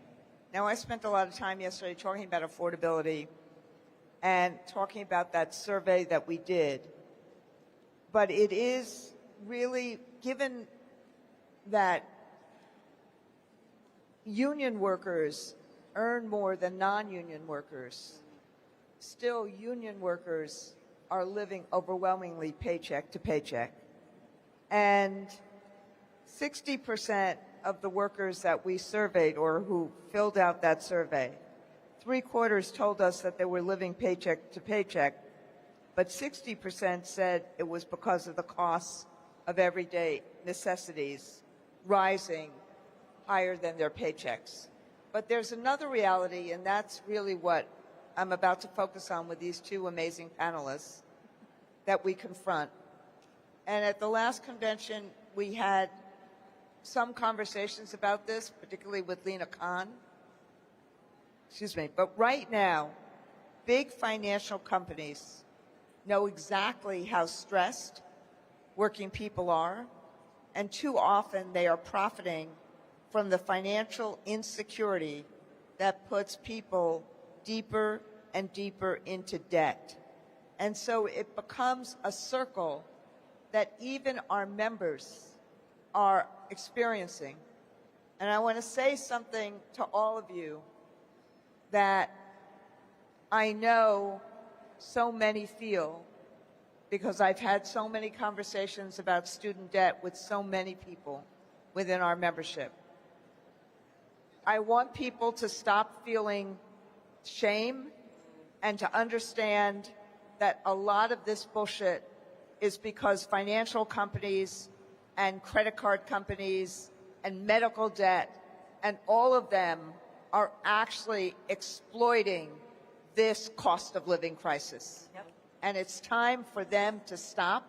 But the only way we're going to get them to stop is both having people really knowing what their rights are and being able to change laws.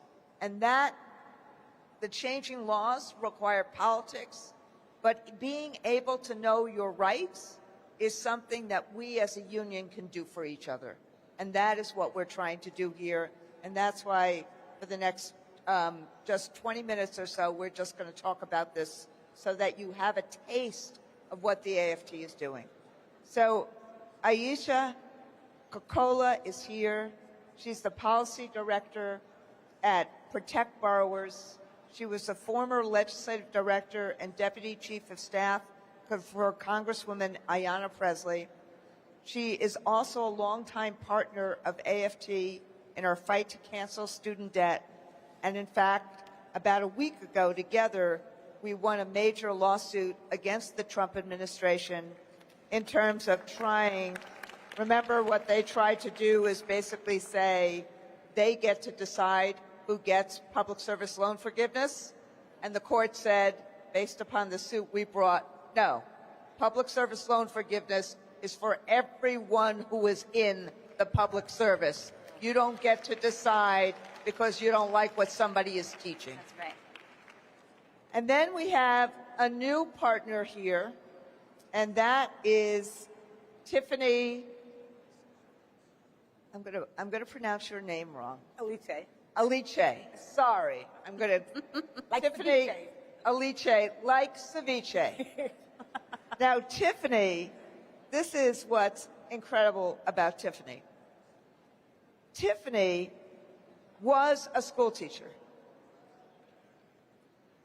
She was laid off. And what she has done is that she figured out a way to turn not only her life around, but she understood in that period of time, in that liminal space, in that breach, the practical tools that she needed. And then what she has done is created those tools for everyone else. And we now have a partnership with Tiffany to ensure that you get to have those tools. You may have heard her on Mel Robbins' podcast, saw her on Netflix, saw her on the Today Show, the Good Morning America, Mark and Kelly. Many of you may recognize her from social media. She helped pass a law in New Jersey requiring financial literacy in middle schools, and she is known normally as Tiffany the Budgetnista. But let me just say thank you, both of you, for being here. Thank you. So I'm going to ask Aisha the question first and Tiffany the question second, and then we're going to have like one other follow-up question. But we wanted you to get a taste of what we're trying to do, and we want people to be able to use it and be able to make sure our members know the resources that are available. So when a credit card company is at somebody's throat, they know the resources. When medical debt is knocking on people's doors, they know the resources. Yes, we hope everybody gets to where UESF and UFT have gotten to, but we know there's a long way to go. So, Aisha, at Protect Borrowers, you work with people who are carrying student debt and financial stress, and you've worked with them for years. How much of what working people are experiencing are about personal financial decisions, and how much is it about this system that has become increasingly unaffordable? Thank you for that question, and hello, everyone. It's so great to be here with you all. You know, I think it's really important that we remember that so many of the challenges that people are experiencing today are the results of generations of intentional policies. Policies that have been created by politicians here in Washington, D.C., in state capitals across the country, that for too long have benefited the richest Americans, the biggest corporations, at the expense of working people. You know, Randy, you brought up student debt earlier, right? There are 43+ million Americans across the country who owe over $1.7 trillion in student debt. Now, does that mean 43 million Americans just made the poor financial choice to sign on the bottom line, on the dotted line for loans that would follow them for the rest of their working lives?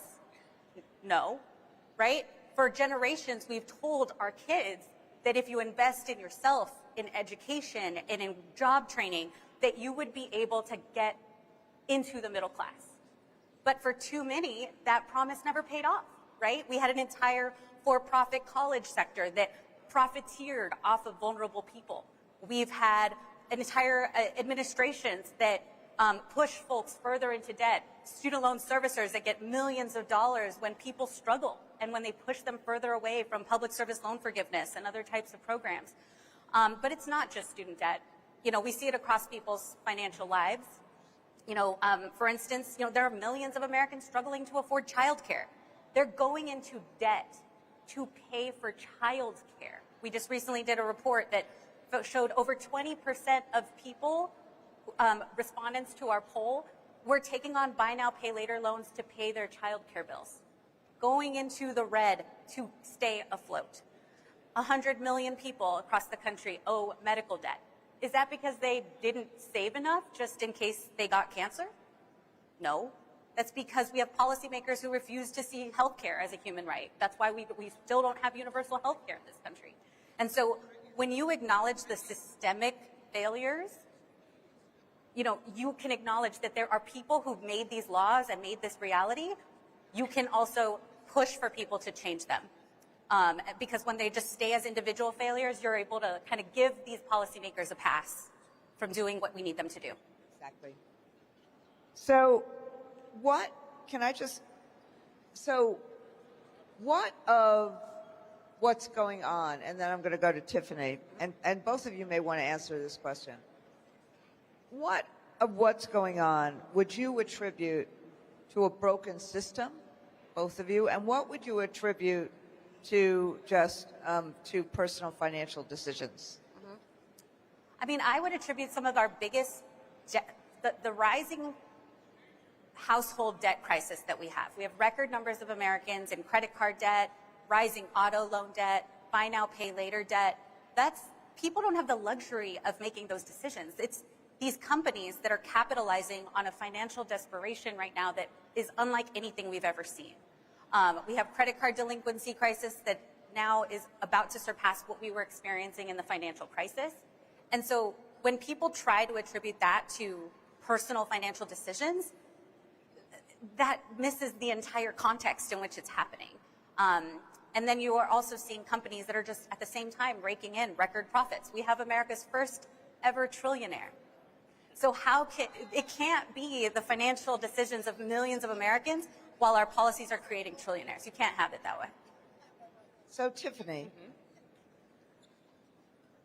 what I would like you to do for a second, if you can, is, you have the lived experience of our members.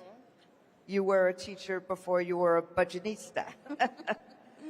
So pretend for a minute that you're sitting at a kitchen table with an AFT member.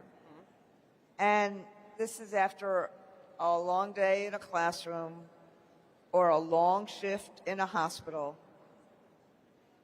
And watching them, and I said this yesterday about, I watched my parents do this, try to figure out what to do at an end of a month or the middle of the month when they're trying to figure out what to do with bills.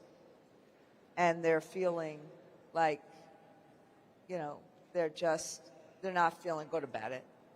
So what would you say to them, or what's the first move that you would advise people? Well, I've been there. I've been at the kitchen table trying to figure out. So I taught preschool for 10 years. I loved my babies. I don't know how y'all middle school teachers do it. Right? I'm like, you guys are saints. But I loved my babies. And I started off at $39,000 a year. I can remember. Then I was a victim of a credit card scam from somebody who was supposed to be a friend that left me $35,000 in credit card debt. Then I had student loan debt, $50,000. I got my master's in education. I thought I was going to become a principal, decided I didn't want to do that. And then I bought a house in my 20s, one that I really couldn't afford, for $220,000. It was a condo. So I had almost $300,000 in debt. And then during the Great Recession, my school closed because it was a nonprofit-based school and they lost their funding. So I had all these bills and no money. And I remember I was 29 going on 30 and I had to move back home. And I know everyone doesn't have this option, but with my parents. And I felt so bad during that time. And here's what I wish I could have told that Tiffany, who was really struggling to try to figure out what am I supposed to do? Because at 30, that's when you're supposed to be officially an adult. And I felt like a kid sleeping in my middle school bed. Because my little sister at the time, who had the mother-in-law suite, said, I'm the captain now. You can't stay here. You got to go upstairs and sleep on the second floor. And what I was feeling was extreme shame. Extreme shame. I was calling myself everything but a child of God. I was saying, Tiffany, you are a mistake instead of you've made a mistake. And it wasn't until I realized that shame shields solutions. Who here, let me do a quick exercise. Who here has made a financial mistake in the last year that has given them a little bit of shame that they might be feeling now? And so one of the things I realized about shame is that it makes you feel like you're alone. And I realized that in order to release that shame, I had to share my story and I had to find someone to tell that to, and that was my best friend, Linda. That was the first step, to release the shame. I told my best friend. She was like, well, girl, I had to move back home with my mom, too. And Sarah had to move back with her parents, and this person was sleeping on this person's couch. And I realized that, okay, from releasing the shame, now I can put aside some of the panic and start working on a plan. I just started listing all of my financial stuff. So if you are navigating that situation right now, Find your Linda, which really is your union, right? Someone, a safe place that you can share, here's where I'm struggling, and then just start to write down exactly what's happening with your money. How much do you owe? Who do you owe? What's the interest rate? How much debt? How much do you make? You have to have it down on paper first before we can do anything about it. So this is a spoiler alert. A lot of what Tiffany is saying, we now have a partnership with Tiffany, so we will have a lot of this on our website. We're going to have videos. We're going to do all of that. So this is not a one and done. We are really, that's part of the reason why I wanted to do this panel.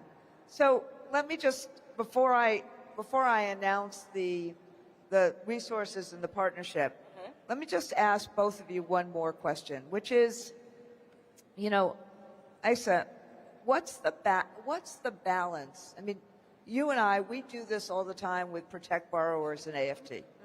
But what's the balance, in some ways, between individual action and collective action? Like, when do we, I mean, you probably didn't hear it. JS yesterday talked about his student loan and how, you know, he just offhandedly heard what we were doing because most people believe, oh, it's my responsibility. What's the balance between individual action and collective action? That's such an important question, and I think what we've learned from the issue of student debt is we only started to get policymakers to care about it when people left that shame and spoke up and shared their personal story and showed policymakers that, no, this was not my bad decision that I made doing literally everything right, right? It was, and guess what? It's not just me. It's hundreds of thousands and millions of people across communities that are across the country. And so I think what's important is the best way you can take action is by sharing your story and using that to equip AFT to hold these bad actors accountable, right? Randy, you mentioned the lawsuit that we just were successful in on the PSLF front just last week.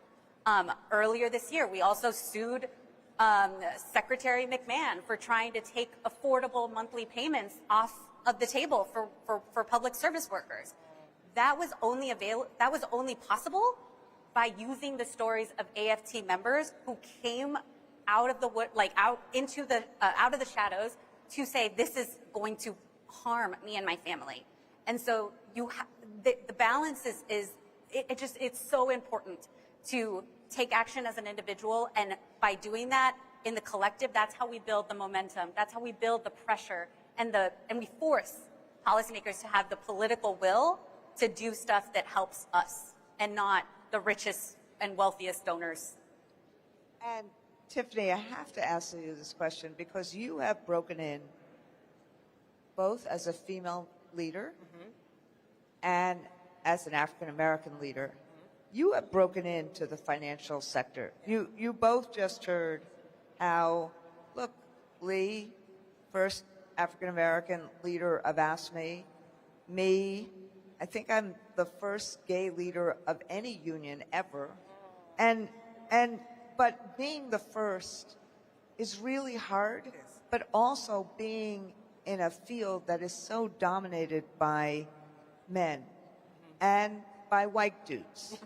So what challenges do you think affect underrepresented communities in finance and financial education? And how have you navigated it? So when I started the budget, I've only ever had two jobs, preschool teacher and the budgetnista. Because as I was trying to figure out and learn about money, it just was like, do I have to have my master's to read this book? Like, why isn't it just explained to me like as if I was 3 or 4 years old? And I told myself, if I learn it, I'm going to reteach it in a way that everyone can understand. And so I feel like, you know, it's really hard. Anyone who's teaching 3 and 4 year olds, anybody preschool teachers, kindergarten teachers, you know how hard it is. They don't have any point of reference. You can literally be like, okay, today we're going to learn about red like an apple. They're like, what's an apple? You're like, oh my gosh, we got to start from the beginning. So I realized that if I can learn how to manage my money, I could reteach it in a way like, oh, this is actually how you budget step by step. So I wrote a book on that. And my fellow teacher friends who read it, they were like, oh, Tiffany, this is just a lesson plan expanded. I'm like, exactly. I said, then I can also bring other financial educators on that are also educators. I built a platform that's taught 200,000 adults how to navigate, and you guys will get some of those videos, how to navigate. And so it was really hard, but to me, nothing is harder than teaching. It is one of the most transferable skills to almost any other thing that you want to do, because you're not just a teacher, you're a parent, you're the janitor, you're the nurse, you're the finance director, and so what I realized is that if I can do this, there's really nothing else that I can't do. And really, I leaned into my community. The first set of people that I taught financial education to were teachers, because I knew what it was to live on a limited budget and to be one to provide for the other people who are around you. And so I just think that, for me, it was just understanding that there was nothing that I was not capable of, and leaning into my community, knowing that they were going to support me because I was here to support them. So I know the time is late, so I'm just going to say, somebody's laughing. I'm going to announce that next week we are launching a joint campaign with Protect Borrowers. It's called the One Big Bad Bill, where we are calling on people to publicly share how much their student loan bill increased as a result of Trump's One Big Ugly Bill. So that's starting next week. And then I'm also thrilled to announce that the AFT is going to be partnering with Budgetnista, Tiffany herself, and you're going to see a series of videos how to build financial foundations. You're going to see it on aft.org/affordability.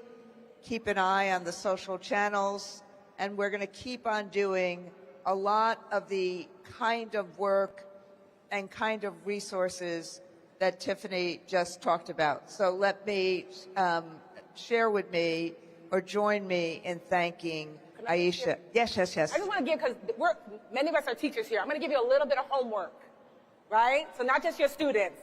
So if there's one thing that you can do today for your money, right, there's just one thing, is I want you to, what I call, split it before you get it. You can tell I taught preschool. Split it before you get it. Write it down.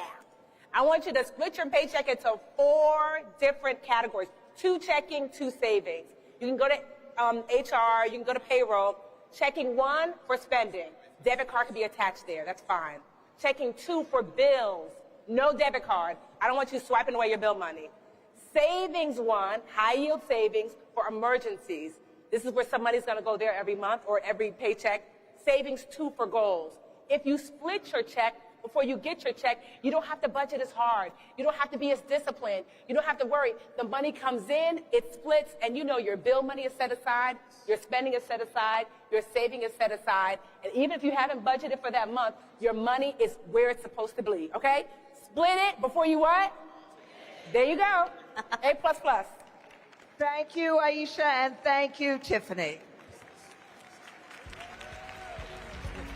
Are we going?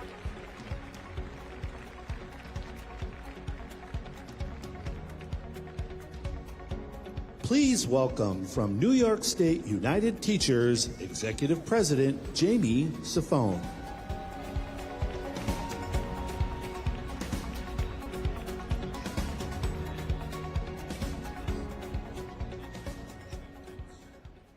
Thank you. Today, I'm honored to introduce a very special educator who somehow managed to fit more than 2 careers into one remarkable lifetime of service.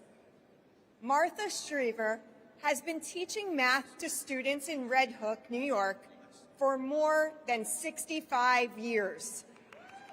The entire time in the same school district.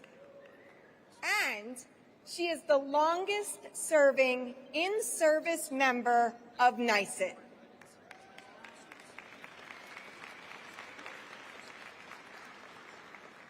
Last spring, we celebrated Martha in Red Hook, a beautiful town in New York's Hudson Valley, for a community celebration of her career.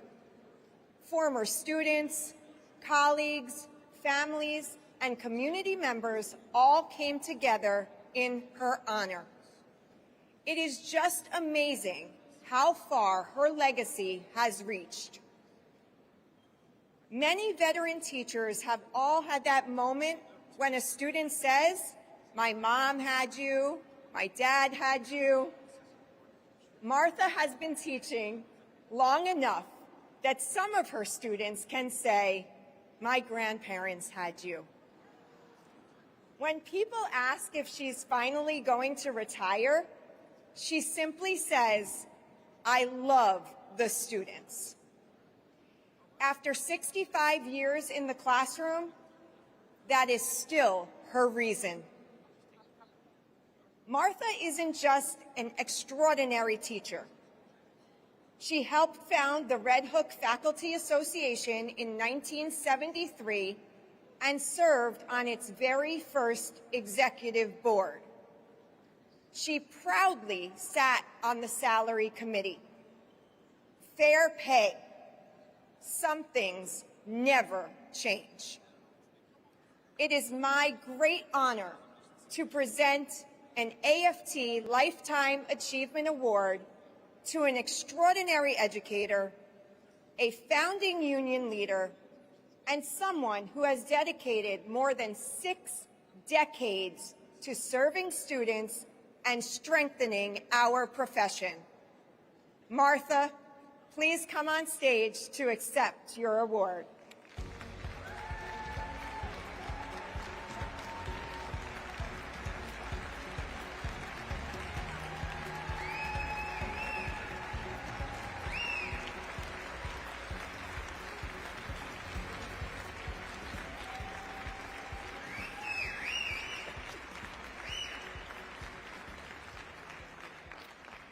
I want to say a couple of words.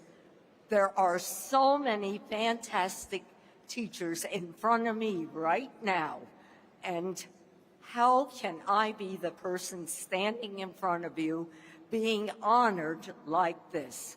It's just unbelievable. Thinking of when I started teaching, would I ever think of being here today? And I thank every one of you, and especially the people in NYSUT, because they all got working on this road, and look where we're at now. And then when Randy learned of it, that just topped everything.